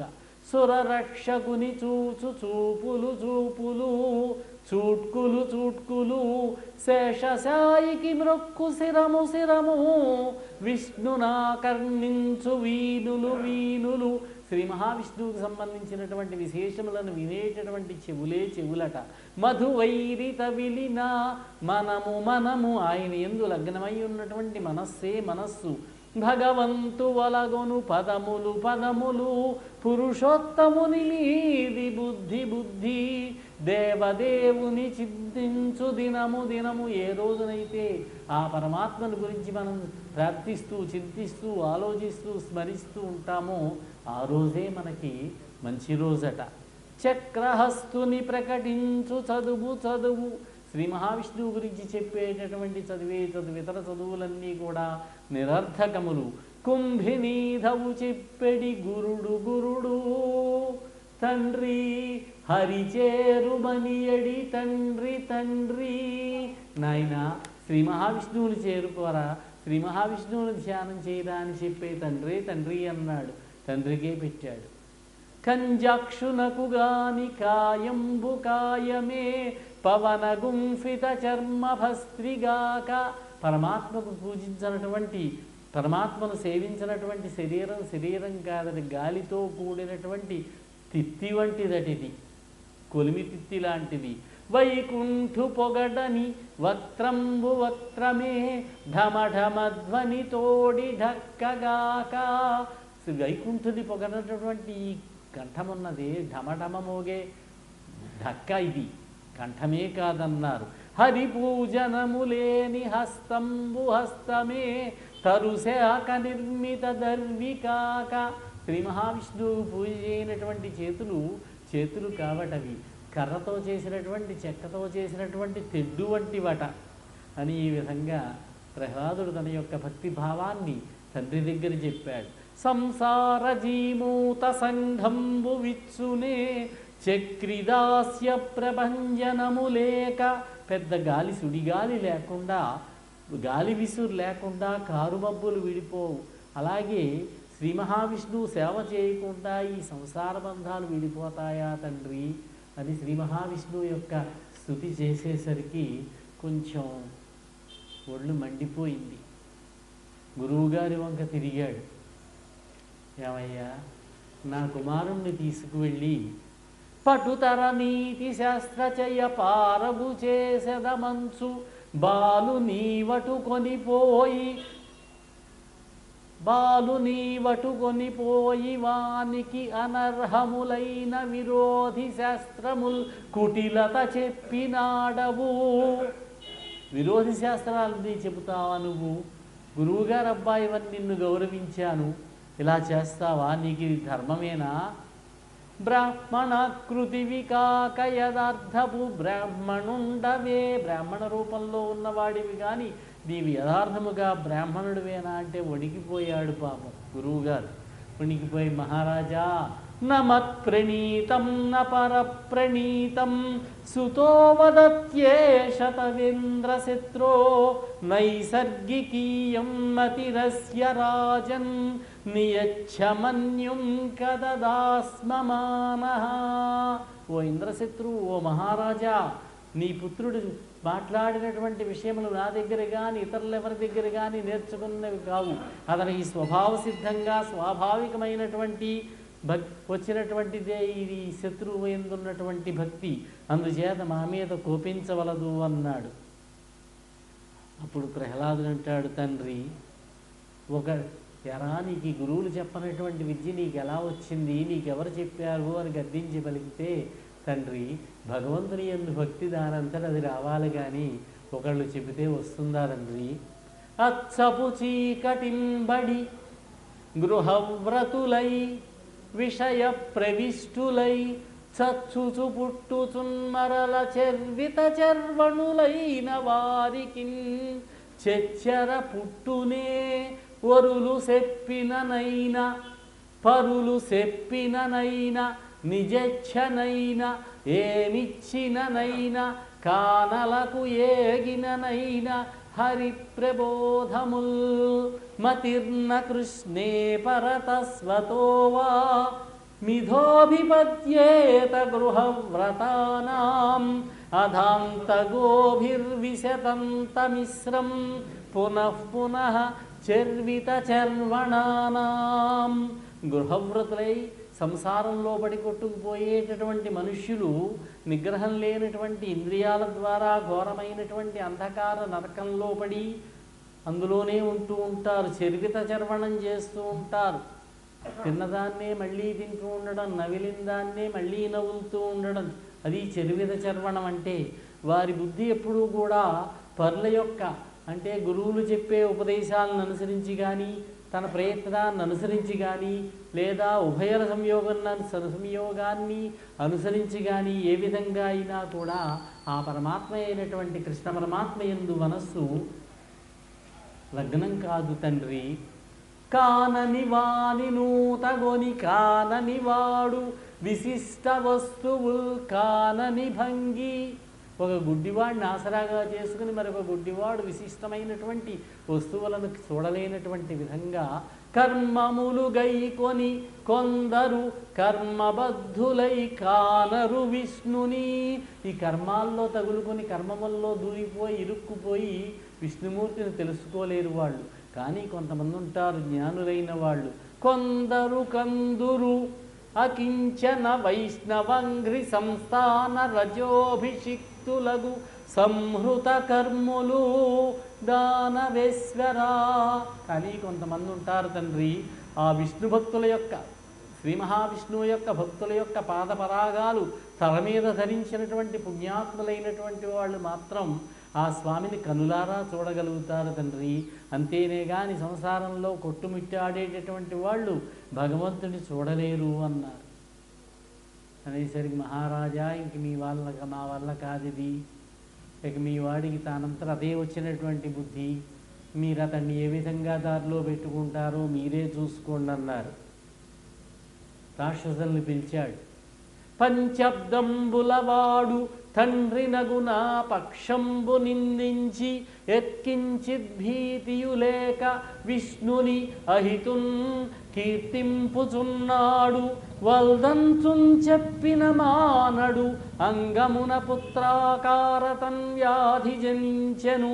వీని వధించి రెండు ధనుజుల్ మీ పటుత్వంబులన్.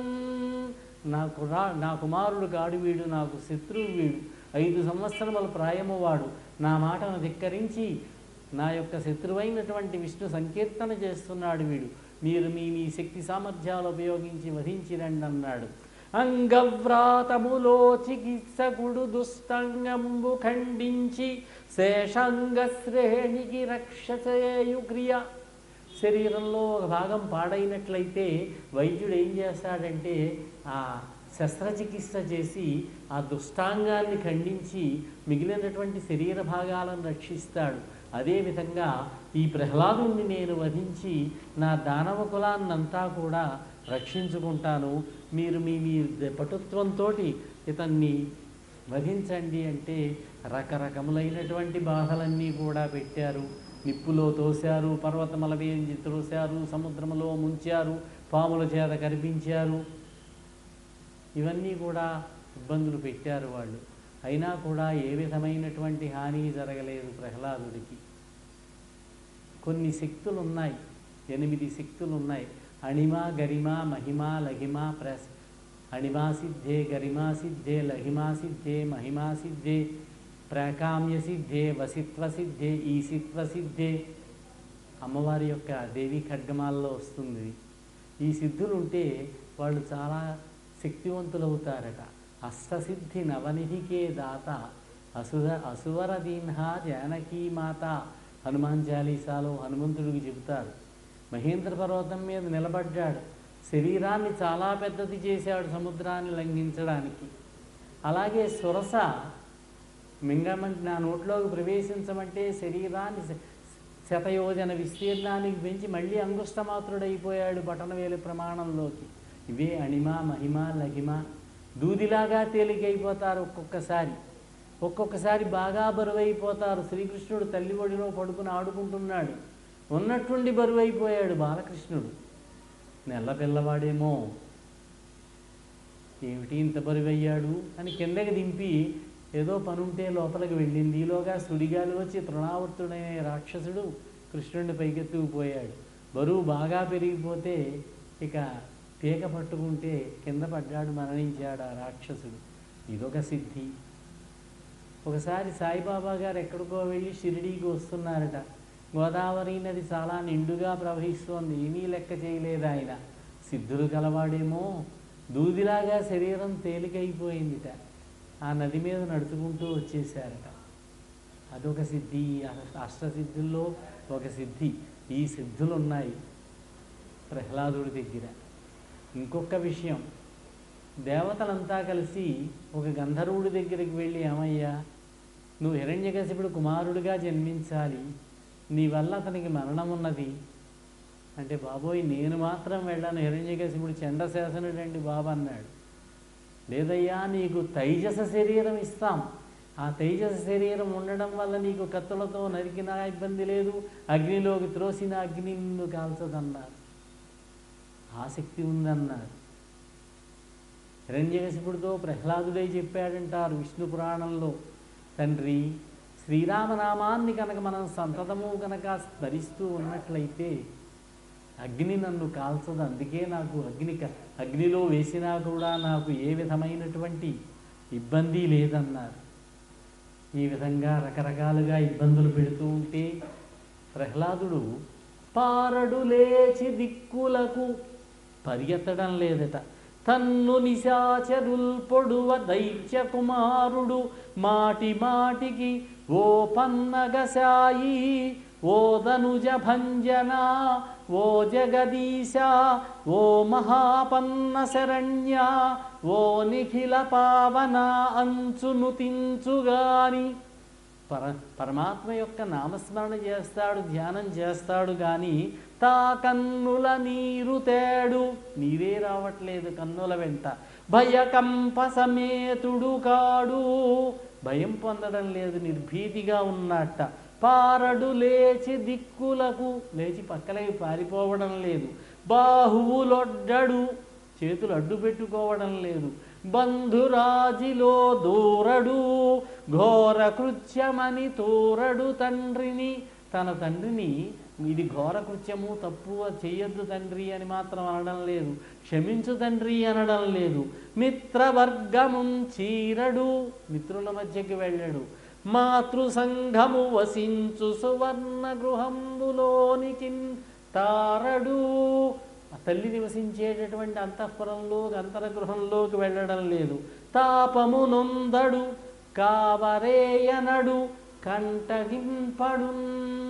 అశక్తులయ్యారు వాళ్ళు ప్రహ్లాదుని ఏమీ చేయడానికి, ఏమీ చేయలేకపోయారు. చూశాడు, కొంచెం దుఃఖపడ్డాడతను. ముంచితి వార్ధులన్, సముద్రాల్లో ముంచేటట్టు చేశాను. గదల మొత్తితి శైల తటంబులందు ద్రొబ్బించితి, కొండల మించి తోయించాను. శస్త్రరాజి పొడిపించితి, మీద నిభేంద్ర పంక్తి రొప్పించితి, ఏనుగులతోటి తొక్కింపచేశాను, అస్త్రములతోటి పొడిపించాను. ధిక్కరించితి శపించితి, ఘోరదవగ్నులందు త్రోయించితి, పెక్కుపాట్ల నలయించితి, అనేక కష్టాలు పెట్టాను. చావడు ఇదేమి చిత్రమో, దుఃఖపడుతున్నాడు పాపం. పోనీ వీడు చావకుండా ఏమైనా జీవన ఔషధాలు వాడాడా, మింగు తీసుకుంటున్నాడా అంటే అదేమీ లేదు. పోనీ ఎవరైనా ఆదుకుంటున్నారా అంటే అది కూడా లేదు, ఆధారం ఎవరూ లేరు. ఈ బాధలకు తట్టుకోలేక ఇక్కడి నుంచి ఎక్కడికైనా పారిపోతాడా అంటే అది కూడా చేయడం లేదు. ఇతని ముఖంలో సహజమైన కాంతి అలాగే ఉంటోంది తప్ప కాంతి విహీనం కావడం లేదు, దిగులు పడ్డం లేదు. ఇంకా ఎలా సంహరించాలి అని దిగులు పడుతూ ఉంటే గురుపుత్రులు మళ్ళీ వచ్చారు. మహారాజా, ఇంతటి పరాక్రమశాలివి, నువ్వు శుభ్రఖ్యాతివి, నువ్వు దిగులు పడకూడదు. దేవతలందరినీ జయించిన వాడివి, ముల్లోకములను కూడా నీ వశం చేసుకున్న వాడివి, మహాపరాక్రమవంతుడివి. నువ్వు ఈ విధంగా దుఃఖపడడం పద్ధతిగా లేదు. ఒక పని చేద్దాం, మేము తీసుకెళ్ళి మళ్ళీ చదువు చెబుతూ ఉందాము. ఇంద్రుడి యందు ద్వేషం కలిగేటటువంటి విద్య నేర్పుదాము. వయస్సు పెరిగే కొద్దీ కూడా విష్ణు ద్వేషము, ఇంద్రుడి మీద ద్వేషము, దేవతల మీద ద్వేషము కలుగుతాయి. ఇంతలో మా నాన్నగారు శుక్రాచార్యులు వారు వస్తారు. ఆయన వచ్చి దీనికి ప్రతిక్రియ చేస్తారు, అందుచేత మాకు అవకాశం ఇవ్వవలసినది అని మళ్ళీ తీసుకువెళ్ళారు. ఈసారి చెప్పగలిగినటువంటి విద్య చెప్పారు. ఒక మోక్షం తప్ప మిగతావి చెప్పండి, తనకి ధర్మ అర్థ కామాలన్నీ కూడా చెప్పండి అని చెబితే ఈసారి ఏం చేశాడంటే గురువుగారు ఏం చెప్పినా నేర్చుకుంటున్నాడు.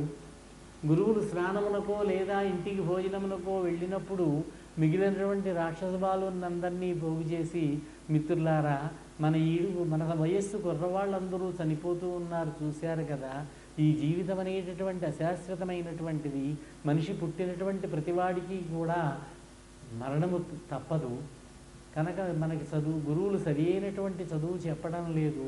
మనం ఇప్పుడే భర్యందు సరి అయిన మార్గంలో విద్యను అభ్యసించాలి. మన యొక్క జీవితకాలం మహా ఉంటే 100 సంవత్సరములు ఉంటుంది, అందులో సగభాగం రాత్రి సమయంలో వెళ్ళిపోతోంది.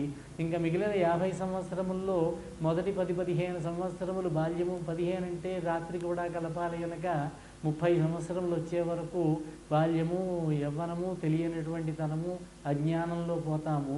చివరి 10-15 సంవత్సరములు వృద్ధాప్యము, జర, మరణము, మృత్యువు వీటితో బాధపడుతూ ఉంటాము, ఆరోగ్యం పాడవడము. ఇక మిగిలిన మధ్యలో ఉన్న 20-30 సరిగ్గా భగవంతుని యందు బుద్ధి లేక, భగవంతుని యందు మనస్సు లగ్నం చేయలేక ఈ సంసారంలోనే పడి ఉన్నట్లయితే మనకి ముక్తి లభించదు. మీరెవరైనా నా యందు నమ్మకం ఉన్నట్లయితే, నా మాటల యందు విశ్వాసం ఉన్నట్లయితే ఈ గురువుల పుస్తకాలు గురువులకు ఇచ్చేసేయండి, సరి అయిన విద్య నేను నేర్పుతాను అని విష్ణుభక్తిని అలవాటు చేశాడు. వాళ్ళకి నచ్చింది ఇది బాగా. అంతా కూడా ప్రహ్లాదుడు కూడా పడ్డారు. మీరెవరైనా నా యందు నమ్మకం లేకపోయినట్లయితే మీ గురువులు చెప్పింది నేర్చుకోండి, మీ పాటలు మీరు పడండి అన్నాడు. రాజుగారు అబ్బాయి కాబట్టి కొంత సలువు తీసుకుని మిత్రుల దగ్గర చెప్పాడు. వాళ్ళకు అనుమానం వచ్చింది, ప్రహ్లాద చిన్నతనం నుంచి కూడా మనం ఇక్కడే కదా గడుపుతూ ఉన్నాం మనం, కానీ మనం బయటికి వెళ్ళే అవకాశమే లేదు. బయట నుంచి చిన్న చీమ కూడా లోపలికి రావడానికి అవకాశం లేని కట్టుదిట్టమైనటువంటి రాజాంతఃపురానికి పక్కనున్న భవనంలో ఉన్నాము. మరి మా అందరికీ చెప్తున్నట్టే మీకు చెబుతున్నారు గురువులు, ఈ విద్య నీకెవరు చెప్పారు అంటే అప్పుడు చెప్పాడు నారదుడు, మా అమ్మను తీసుకువెళ్ళి ఇంద్రుడు అపహరించి స్వర్గానికి తీసుకువెడుతూ ఉంటే నారదుడు వారించి తన ఆశ్రమానికి తీసుకువెళ్ళాడు. గర్భవతి అయినటువంటి మా అమ్మకు భక్తి, జ్ఞాన మార్గాలకు సంబంధించినటువంటి బోధన చేశాడు. ఆమె గర్భంలో ఉన్నటువంటి నేను అవన్నీ కూడా తెలుసుకున్నాను. అయితే స్త్రీ కాబట్టి, బహుకాలం అయింది కాబట్టి ఆవిడ మరిచిపోయింది. కానీ నారద మహర్షి చెప్పినటువంటి ఈ విజ్ఞానమంతా కూడా నా యందు నిలబడి ఉన్నది. అదే నా యందు విష్ణుభక్తిగా ఈ విధంగా ఉన్నది అని చెప్పి వాళ్ళతో కలిసి చేస్తూ ఉంటే గురువుగారు కంగారు పడ్డాడు. చూశాడు, ఇది పరిగెత్తుకొచ్చాడు. మహారాజా, మీ వాడు తాను చెడిపోవడమే కాకుండా తోటి బాలుర్ను కూడా చెడగొడుతున్నాడండి. రక్షోబాలుల నెల్ల నీ కొడుకు చేరంచీరి లోన నా శిక్షా మార్గము నెల్ల కల్లలని ఆక్షేపించి నా దగ్గర చదువుకుందుకు రాకుండా చేస్తున్నాడు. వాళ్ళెవరూ నన్ను లెక్క చేయడం లేదు మహారాజా, ఇంకా నీ కొడుకుని ఎలా దారిలో పెట్టుకుంటావో నీదే బాధ్యత అని పక్కకు తప్పుకున్నాడు ఆయన. ఇంకా కోపం తట్టుకోలేకపోయాడు హిరణ్యకశిపుడు. ఇంకా ఎదురు బదులయ్యారు.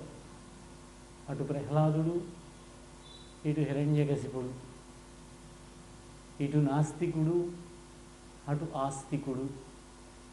అంతటా పరమాత్మ ఉన్నాడు, ఈ విశ్వం అంతా పరమాత్మ ఉన్నాడనేటటువంటి భగవంతుని యందు భక్తి కలిగిన ప్రహ్లాదుడు ఒక ప్రక్క. విష్ణువు కోసం నేను చూశాను, ముల్లోకాలు గాలించాను, వైకుంఠానికి కూడా వెళ్ళాను, వధిద్దామని చూశాను, నాకు విష్ణువు కనపడలేదు, నాకు కనపడలేదు కాబట్టి లేడని ఈయన. నాస్తికుడికి ఆస్తికుడికి మధ్య జరుగుతున్నటువంటి సంఘర్షణ ఇది. ఇటువంటి పరిస్థితి వచ్చినప్పుడు పరమాత్మే చూపించుకోవాలి, నేనున్నాను అని నిరూపించుకునే బాధ్యత అయిందే. ఈ పరిస్థితిలో ఉన్నది ఇప్పుడు తండ్రి కొడుకుల మధ్య ఉన్నటువంటి సంఘర్షణ. దిక్కులు గెలిచితి నన్నియు, అన్ని దిక్కులు గెలిచాను నేను, దిక్కెవ్వడు రోరి నీకు దేవేంద్రాదుల్ దిక్కుల రాజులు, దేవేంద్రుడు మొదలైన వాళ్ళు దిక్పాలకులు దిక్కుల రాజులు, వేరొక దిక్కెరుగక కొలుతురితడే దిక్కని నన్ను, ఇతడే దిక్కని నన్ను వాళ్ళు సేవిస్తారు, నీకు దిక్కెవడురా?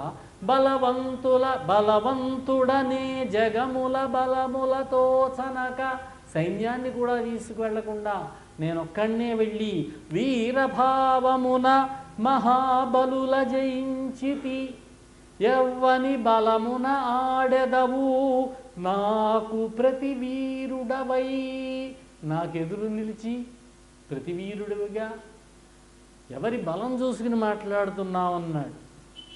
ఏమీ కంగారు పడలేదు, ప్రశాంతంగా తండ్రి బలయుతులకు దుర్బలులకు బలమెవ్వడు, నీకు నాకు బ్రహ్మాదులకు బలమెవ్వడు, ప్రాణులకును బలమెవ్వడు, అట్టి విభుడు బలము నాకు, అట్టి విభుడు బలము నాకు అసురేంద్ర, న కేవలం మే భవతశ్చ రాజన్, సవై బలం బలినం చాపరేషాం, పరే వరే మీ స్థిరజంగమాయే, బ్రహ్మాదయో ఏన వశం ప్రణీతా. నేనెవరి వల్ల బలవంతుణ్ణయ్యాను? ఆయన కేవలం నాకు మాత్రమే కాదు, నీకు ఇతర బలవంతులకి కూడా బలమే అయి ఉన్నాడు ఆ పరమాత్మ. స్థావర జంగములకి పరాపర బ్రహ్మాదులకి అందరికీ కూడా ఆయన తన వశం చేసుకుని ఉన్నాడు. అందరికీ బలమునిచ్చేటటువంటి వాడు ఆయనే తండ్రి. దిక్కులు కాలముతో ఏ దిక్కున లేకుండు, దిక్కులకు కాలానికి అతీతుడైనటువంటి వాడెవరో, దిక్కులకు దిక్కైనటువంటి వాడెవడో, కలుగు దిక్కులు మొదలై దిక్కుగలలేని వారికి దిక్కయ్యడు వాడు నాకు దిక్కు మహాత్మా. అటువంటి పరమాత్మ నాకు దిక్కు. తండ్రి, నువ్వు సమస్త లోకాలు జయించావు, లోకములన్నీయున్ గడియలోన జయించిన వాడవు, ఇంద్రియానీకము చిత్తమున్ గెలువనేరవు. కానీ నీలో 6 శత్రువులున్నారు. నిన్ను నిబద్ధు చేయు ఈ భీకర శత్రులార్వురా. ఈ 6 శత్రువులని కామ క్రోధ లోభ మోహ మద మాత్సర్యాలు, ఈ అరిషడ్వర్గాన్ని జయించలేకపోయావు తండ్రి నువ్వు. ఆ అరిషడ్వర్గాన్ని కూడా ప్రభిన్నుల చేసిన ప్రాణికోటిలో నీకు విరోధి లేడొకడు, నేర్పున చూడుము దానవేశ్వరా. మంచి మనస్సుతో ఇంకోసారి ఆలోచించు తండ్రి. కర్మబంధాలను తెంచివేసేయి, భేదభావం లేకుండా చక్కని సమదృష్టిని అలవాటు చేసుకో, సంసార మోహాన్ని తొలగించుకో. నిరంతరము కూడా మనస్సంతా కూడా ఆ పరమాత్మ యందు, ఆ శ్రీ మహావిష్ణువు యందు లగ్నం చేయి తండ్రి అని తండ్రికే హితబోధ చేశాడు ప్రహ్లాదుడు. ఒళ్ళు మండిపోతోంది కోపం. చంపిన చచ్చదవనుచును కంపింపక ఓరి పలువా కఠినోక్తుల నన్కుంపించదు, చావునకున్ తెంపరివై వదరువాని తెగువున వదరువాని తెరవున కుమతి. చావుకు లెక్క చేయనటువంటి మొండివాడిలాగా నాకే ఎదురు సమాధానం చెబుతున్నావు. చంపితే చచ్చిపోతానని భయం ఏమీ లేదు, నిన్ను వధిస్తాను ఇప్పుడే.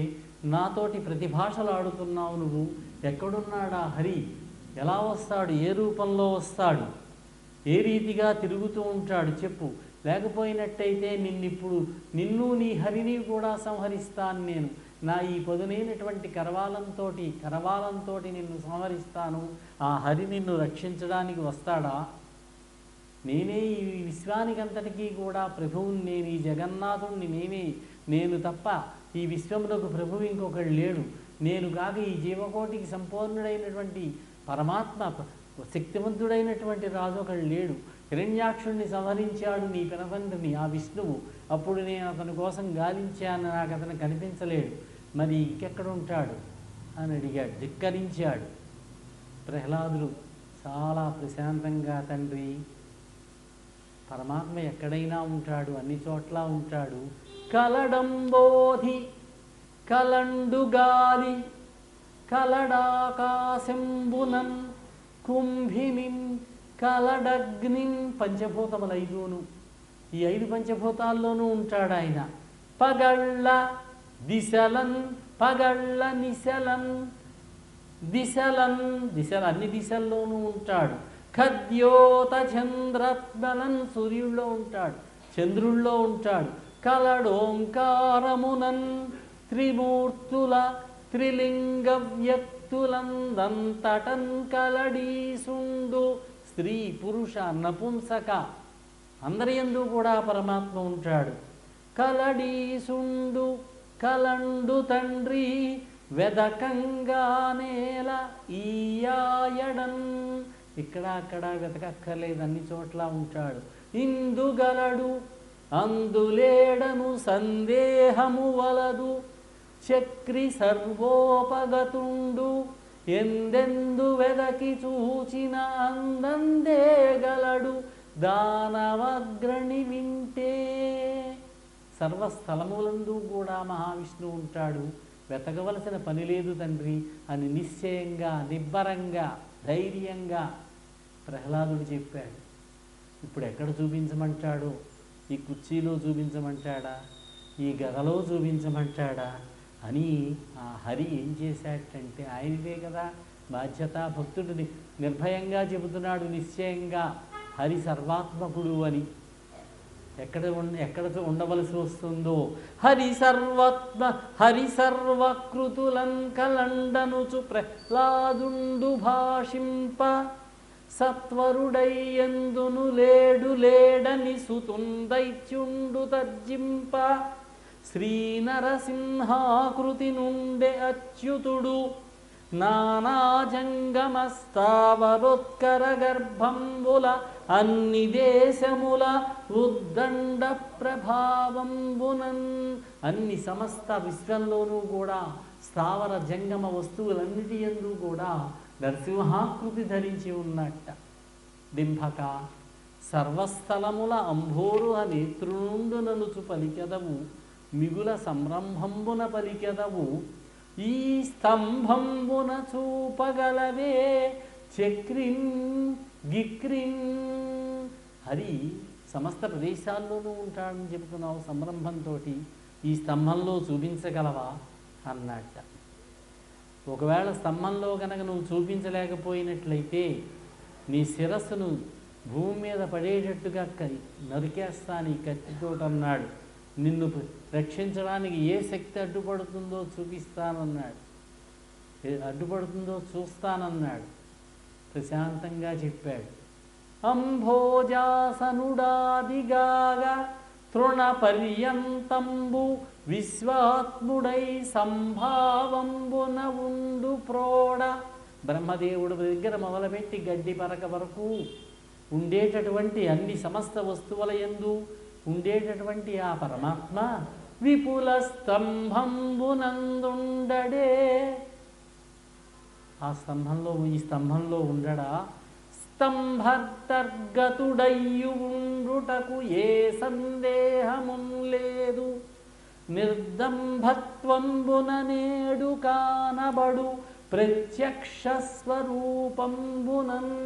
ఈ స్తంభంలో తప్పక కనిపిస్తాడు తండ్రి అన్నాడు. ఎప్పుడైతే ప్రహ్లాదుడు ఆ విధంగా చెప్పాడో, ఇట్లు ప్రహ్లాదుండు పరిగృహ్యమాణ వైరుండును, వైరానుబంధ జాజ్వల్యమాన రోషానలుండును, రోషానల జంఘన్యమాన విజ్ఞాన వినయుండును, వినయ గాంభీర్య ధైర్య జయగీయమాన హృదయుండును, హృదయ చాంచల్యమాన తామసుండును, తామస గుణ చంక్రమ్యమాణ స్థైర్యుండును అయి విశ్రంభంబున హుంకరించి బాలుని ధిక్కరించి హరిని ఇందు సూపుమని కనకనకమణిమయ కంకణ క్రంకార శబ్దపూర్వకంబుగా దిగ్దంతిదంత భేదన పాటన ప్రశస్తంబగు హస్తంబున సభామంటప స్తంభంబు వ్రేసిన వ్రేడు తోడన. అరచేతితో ఒక్క దెబ్బ కొట్టాడు ఆ స్తంభం మీద. ఇక్కడ ఒక పోతన్న గారు తెలుగులోనే వ్రాశారు, మనకు అర్థం కాదు గ్రాంధికం గనక దానికి తాత్పర్యం కూడా అవసరం అవుతుంది. నరసింహావతారం యొక్క ఆవిర్భావ ఘట్టం ఇది. నృసింహస్వామి ఆవిర్భవిస్తున్నాడు. ఇంకొక 10 నిమిషాలు అదనంగా తీసుకుంటాను, మీరు అపార్థం చేసుకోకండి. ఒకసారి ఈ మధ్యకాలంలోనే 1.5-2 నెలల్లో అయిందేమో అహోబిలం వెళ్ళి అక్కడ ప్రహ్లాద చరిత్ర చెప్పాను 2 రోజులు. మా అబ్బాయి ఎలా పట్టుకున్నాడో అక్కడున్న ప్రధాన అర్చకుల వారిని ఫోన్ ద్వారా పట్టుకుని అవకాశం ఇవ్వమంటే ఇచ్చారు. ఆ నరసింహస్వామి యొక్క ఆ గర్భాలయానికి బయట ఉండేటటువంటి నడవ ఉంటుంది మండపం. ఆ మండపంలో ఒక ఆసనం ఇచ్చి కూర్చుని అక్కడ చెప్పమన్నారు. స్వామివారికి నివేదించుకోవడమే, భక్తులు ఎంతమంది ఉన్నారు అన్నది అక్కడ ప్రధానం కాదు. అటువంటి సన్నివేశంలో ఈ చదివాను నేను. సాధారణంగా ఒకరోజు ఉపన్యాసం ఉంటే పెట్టుకోను, వచ్చే సమయం సరిపోదు కనుక కొద్దిగా చదివి వినిపించే ప్రయత్నం చేస్తా. సభామంటప స్తంభంబు వేసిన వ్రేటు తోడన దశ దిశలను మిడుంగురులు చదరం చిటిలీ పటలిపడి బంభజ్యమానం బగు మహాస్తంభంబు వలన ప్రళయవేళా సంభూత సప్తస్కంధ బంధుర సమీరణ సంఘటిత ఘోర జోగుష్యమాణ మహావలాహక వర్గ నిర్గత నిబిడ నిష్ఠుర దుస్సహ నిర్ఘాత సంఘ నిర్ఘోష నికాయంబులైన ఛట స్ఫుట స్ఫుట ధ్వని ప్రముఖ భయంకరారావ పుంజంబులు జన్యన్యమానంబులై ఎగసి ఆకాశ కుహరంతరాళంబు నిరవకాశంబు చేసి నిండినన్ పట్టుసాలక దోదూయమాన హృదయంబులై పరవశంబులై పితామహ మహేంద్ర వరుణ వాయుశివి ప్రముఖ చరాచర జంతుజాలంబులతోడ బ్రహ్మాండ కటాహంబు పగిలి పరిస్ఫోటితంబుగా ప్రఫుల్ల పద్మయుగళ సంకాశభాసుర చక్రచాప హలకులిశ అంకుశ జలచర రేఖాంకిత చారు చరుణ తరురుండును రేఖాంకిత చారు చరణ తలుండును చరణ చంక్రమణ ఘన వినమిత విశ్వంభరాభారధౌరేయ దిక్కుంభి కుంభీనస కుంభినీధర కూర్మకుల శేఖరుండును దుగ్ధ జలది జాత సుండాల సుండాదండ మండిత ప్రకండ ప్రచండ మహోరుస్తంభయుగలుండును. ఈ విధంగా నరసింహస్వామి యొక్క ఆవిర్భావ ఘట్టాన్ని వర్ణించారు. ఆయన యొక్క ఆకారం చూడడానికి చాలా భయంకరంగా ఉన్నదట. భక్తులకు ప్రసన్నంగా ఉన్నది, దుష్టులైనటువంటి రాక్షసులకు భయంకరంగా ఉన్నది.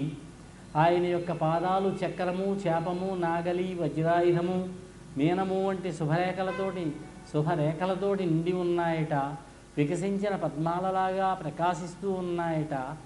ఆ స్వామి పాదాలు కదులుతూ ఉంటే ఆ భారానికి భూమిని మోసేటటువంటి అష్టదిగ్గజాలు, ఆదిశేషుడు, కులపర్వతాలు, కూర్మరాజు అణిగిమణిగిపోతున్నాయట.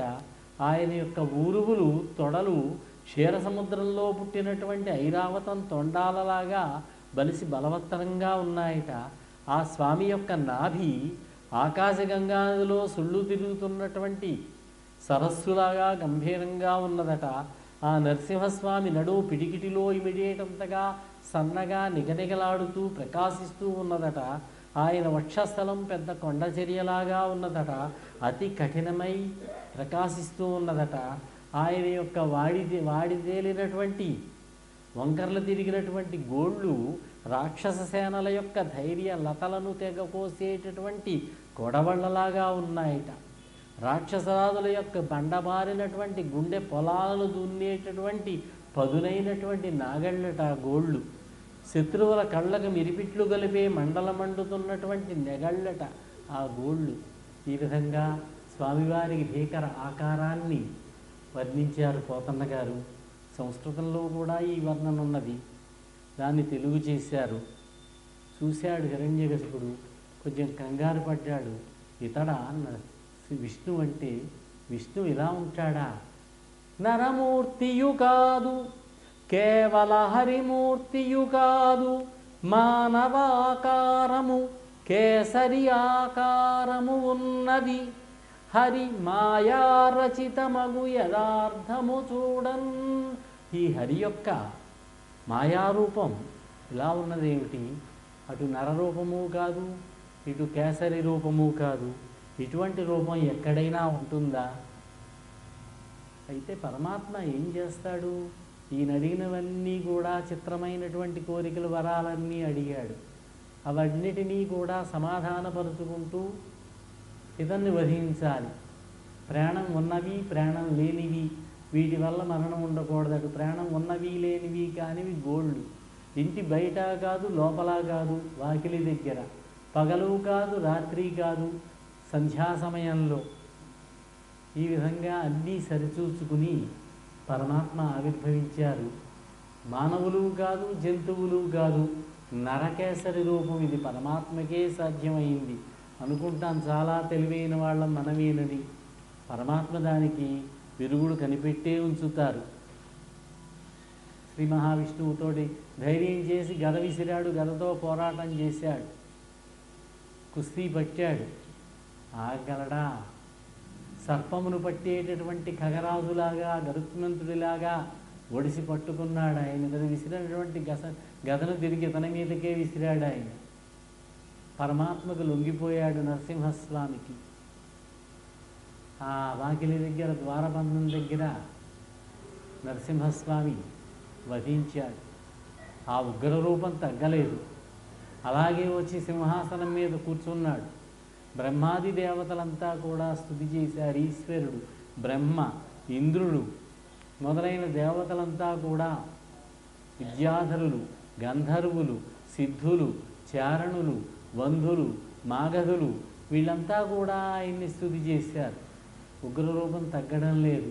బ్రహ్మదేవుడు ఆలోచించి, లక్ష్మీదేవి అక్కడే ఉన్నారు వీళ్ళంతా, అమ్మా నీ నాథుడిని నువ్వే శాంతింపజేయాలి అంటే ఆవిడ ధైర్యంగా, నా నాథుడు ఎంత మాట నా మాట కాదంటాడా అని 2 అడుగులు ముందుకు వేసి దగ్గరకు వచ్చి చూసింది. ఇదేమిటి ఈ రూపం ఇంత భయంకరంగా ఉంది?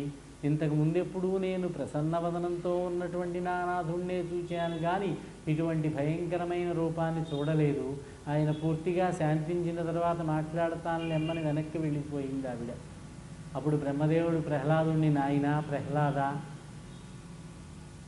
నీ కారణంగానే ఈయన ఈ విధంగా ఆవిర్భావం చెందారు, ఈ అవతారాన్ని ధరించారు, నువ్వే ఈయన్ని శాంతింపజేయి అంటే ఏమీ భయపడలేదు ప్రహ్లాదుడు.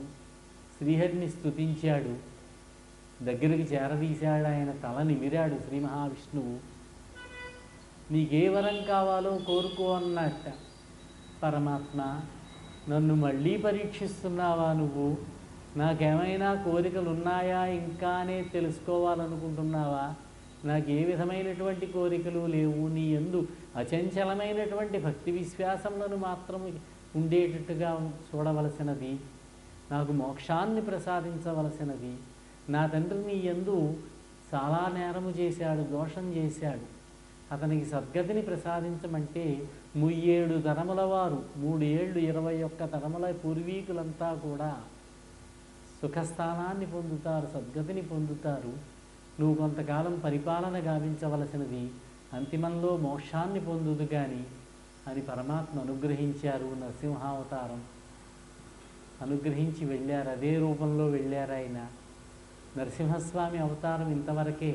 స్తంభంలో ఆవిష్కరణ జరిగిన దగ్గర నుంచి, ఆవిర్భవించిన దగ్గర నుంచి ప్రహ్లాదుని పట్టాభిషేకం కూడా చేశారు. కిరీటం తల మీద పెట్టి ఆయన అంతర్హితులయ్యారని భాగవతంలో చెప్పారు.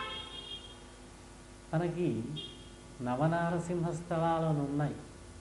ఒక్కొక్క అడుగు ఒక్కొక్క కొండ మీద వేసుకుంటూ వెళ్ళాట. అహోబిలం దగ్గర బయలుదేరాడు.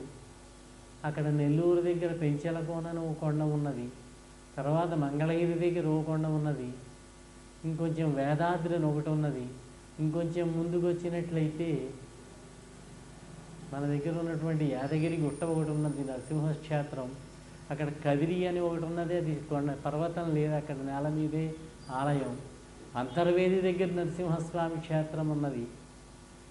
అలాగే ఏటూరు నాగారం దగ్గర కూడా ఒక కొండలో నరసింహస్వామి ఆలయం ఉన్నది. ఇవన్నీ నవనారసింహ క్షేత్రాలు అన్నారు. భారతదేశంలో నారసింహ భక్తులు చాలామంది ఉన్నారు. ఎంతోమంది నారసింహస్వామిని స్తుతి చేసి సేవించే వాళ్ళు ఉన్నారు. కానీ ఈ నారసింహ విగ్రహ ఆలయాలు చాలా భాగం మన తెలుగు రాష్ట్రాలు రెండింటిలోనే ఉన్నాయేమో అనిపిస్తుంది. అందులో ప్రధానమైనవి 9 నారసింహ క్షేత్రాలు. అహోబిలంలో కొండ మీద 9 నారసింహ ఆలయాలు ఉన్నాయి. నవనారసింహ ఆలయాలు అక్కడ కూడా ఉన్నాయన్నారు. ఈ నరసింహస్వామి యొక్క ఉగ్రావతారం అన్నారు. పరమాత్మ యొక్క అవతారాల్లో కొన్ని ప్రశాంతంగా ఉండే రామావతారం లాంటి శాంతియుత అవతారాలు, పరశురాముడు లాంటి ఆవేశావతారాలు, నరసింహస్వామి లాంటి ఉగ్రావతారాలు, ఇటువంటి విభిన్నమైనటువంటి అవతారాలను స్వామి ప్రదర్శించారు. వేరే ఒక పురాణంలో చెప్పబడిన కథ, స్వామివారు అలా నడుచుకుంటూ వెళుతున్నారట, పెద్ద పెద్ద అడుగులు వేసుకుంటూ నది ఒడ్డున. విష్ణుదత్తుడని ఒక బ్రాహ్మణుడు, ఋషీశ్వరుడు, ఆయన భార్య మంచినీళ్లు తెచ్చుకుందామని నదికి వెళ్ళింది. నీళ్లు ముంచుకుని ఆ కడవ భుజానికి ఎత్తుకుని గట్టెక్కుతున్నది. ఈయన్ని చూసింది, గుండె ఆగిపోయింది ఆవిడికి. ఆ విష్ణుయసుడు శపించాట, ఏమయ్యా తెలుసు పరమాత్మ అని, ఋషీశ్వరుల భార్యలను చంపడానికి కాదు నువ్వు ఇలా అవతారాలు ధరించేది, నువ్వు కూడా ఇలాగే భార్యా వియోగాన్ని పొందుదువుగాక అని శపించాడు. అది ఒక శాపం అన్నారు. రాముడు లక్ష్మణుడిని పిలిచి, నాయన మీ వదినని సీతను తీసుకెళ్ళి అడవిలో దించి రావయ్యా అన్నారు. ఏడిచేట పాపం లక్ష్మణుడు. లక్ష్మణ, నేను మామూలుగా పంపించడం లేదయ్యా, నాకు చాలా శాపాలు ఉన్నాయి, 5, 6 ఉన్నాయి, అవన్నీ అనుభవించడానికే ఈ రామావతారానికి వచ్చాను. రాక్షసులకి దేవతలకి యుద్ధం జరుగుతుంటే రాక్షసులు సంధి చేసుకుని తపస్సు చేస్తున్నారు. శుక్రాచార్యులు వారు 1000 సంవత్సరములు యజ్ఞం చేస్తున్నారు బలం సంపాదించడానికి రాక్షసులకి. ఈ అదను చూసి దేవతలు ఇంద్రుడు విష్ణువు కూడా వచ్చారు. రాక్షసులను సంహరించడం మొదలు పెడితే వాళ్ళు భృగు మహర్షి ఆశ్రమంలో దూరారట. ఆ భృగు మహర్షి లేనప్పుడు ఆశ్రమంలో వేరే చోట తపస్సు చేసుకుంటున్నారు. ఆయన భార్య పౌలోమి, ఆయన విష్ణువుని మింగడానికి వచ్చిందిట. వెంటనే సుదర్శన చక్రాన్ని ప్రయోగించాడు, ఆవిడ తల ఖండించాడు. బ్రహ్మహత్యాదోషం, బ్రాహ్మణ స్త్రీ ఆవిడ. భృగు మహర్షికి ఈ వార్త తెలిసింది. భార్యను సంహరించాడు విష్ణువుని శపించాట, నువ్వు కూడా భార్యావియోగం పొందుతావని. అలాగే తులసీదేవి శపించిందట. తులసీ జలంధర నాటకం, శంఖచూడు భార్య తులసి అని దేవీ భాగవతంలో కూడా ఉన్న కథ. ఆవిడ యొక్క శీలాన్ని చెడగొడితే విష్ణువు, నీవు రాయివైపోతావంటే సాలగ్రామ శిలలన్నీ విష్ణువు యొక్క స్వరూపాలన్నారు. నువ్వు కూడా భార్యావియోగాన్ని పొందుతావని శపించింది ఆవిడ. ఈ విధంగా అనేక శాపాలు ఉన్నాయిరా బాబు లక్ష్మణ, అవి అనుభవిస్తున్నా నేను చేత మాట్లాడకుండా దింపిరా అన్నట్ట. ఈ విధంగా నరసింహస్వామి వారి యొక్క ఆవిర్భావం, ప్రహ్లాదుడిని రక్షించడం, తన భక్తులైనటువంటి వారిని రక్షించడానికి భగవంతుడు ఎప్పుడూ కూడా సదా సంసిద్ధంగా ఉంటాడు. దుష్ట శిక్షణ, శిక్ష రక్షణ. అందుకే ప్రారంభ పద్యంలోనే పోతన్న గారు చెప్పారు, భక్త రక్షణ కళా సంరంభకున్. భక్తులను రక్షించడంలో ముందు ఉంటాడు పరమాత్మ. గజరాజును రక్షించాడు మొసలి బారి నుంచి, ప్రహ్లాదుడిని రక్షించాడు హిరణ్యకశిపుణ్ణి వహించి, దుష్టశిక్షణ చేస్తాడు, రాక్షస సంహారం, దేవతలకి స్వస్థత చేకూరుస్తాడు ఆయన. ఇటువంటి ప్రహ్లాద చరిత్రను కనుక మనం విన్నట్లయితే, చదివినట్లయితే, చెప్పినట్లయితే శుభములు కలుగుతాయి, ముక్తి కలుగుతుంది అని ఫలశ్రుతి చెప్పారు. రేపటి రోజున 8వ స్కంధంలోకి ప్రవేశిస్తూ 7వ స్కంధంలో ఇతర ఘట్టములున్నా ప్రహ్లాద చరిత్ర ప్రధానమైనటువంటిది. గజరాజ మోక్షణ ఘట్టము చూద్దాము, గజేంద్ర మోక్షణము. అందరూ కూడా రావాల్సిందిగా కోరుతూ స్వస్తి ప్రజాభ్యః పరిపాలయంతాం న్యాయేన మార్గేణ మహిమహీషాః గోబ్రాహ్మణేభ్యः శుభమస్తు నిత్యం లోకాः సమస్తాः సుఖినో భవంతు. స్వస్తి.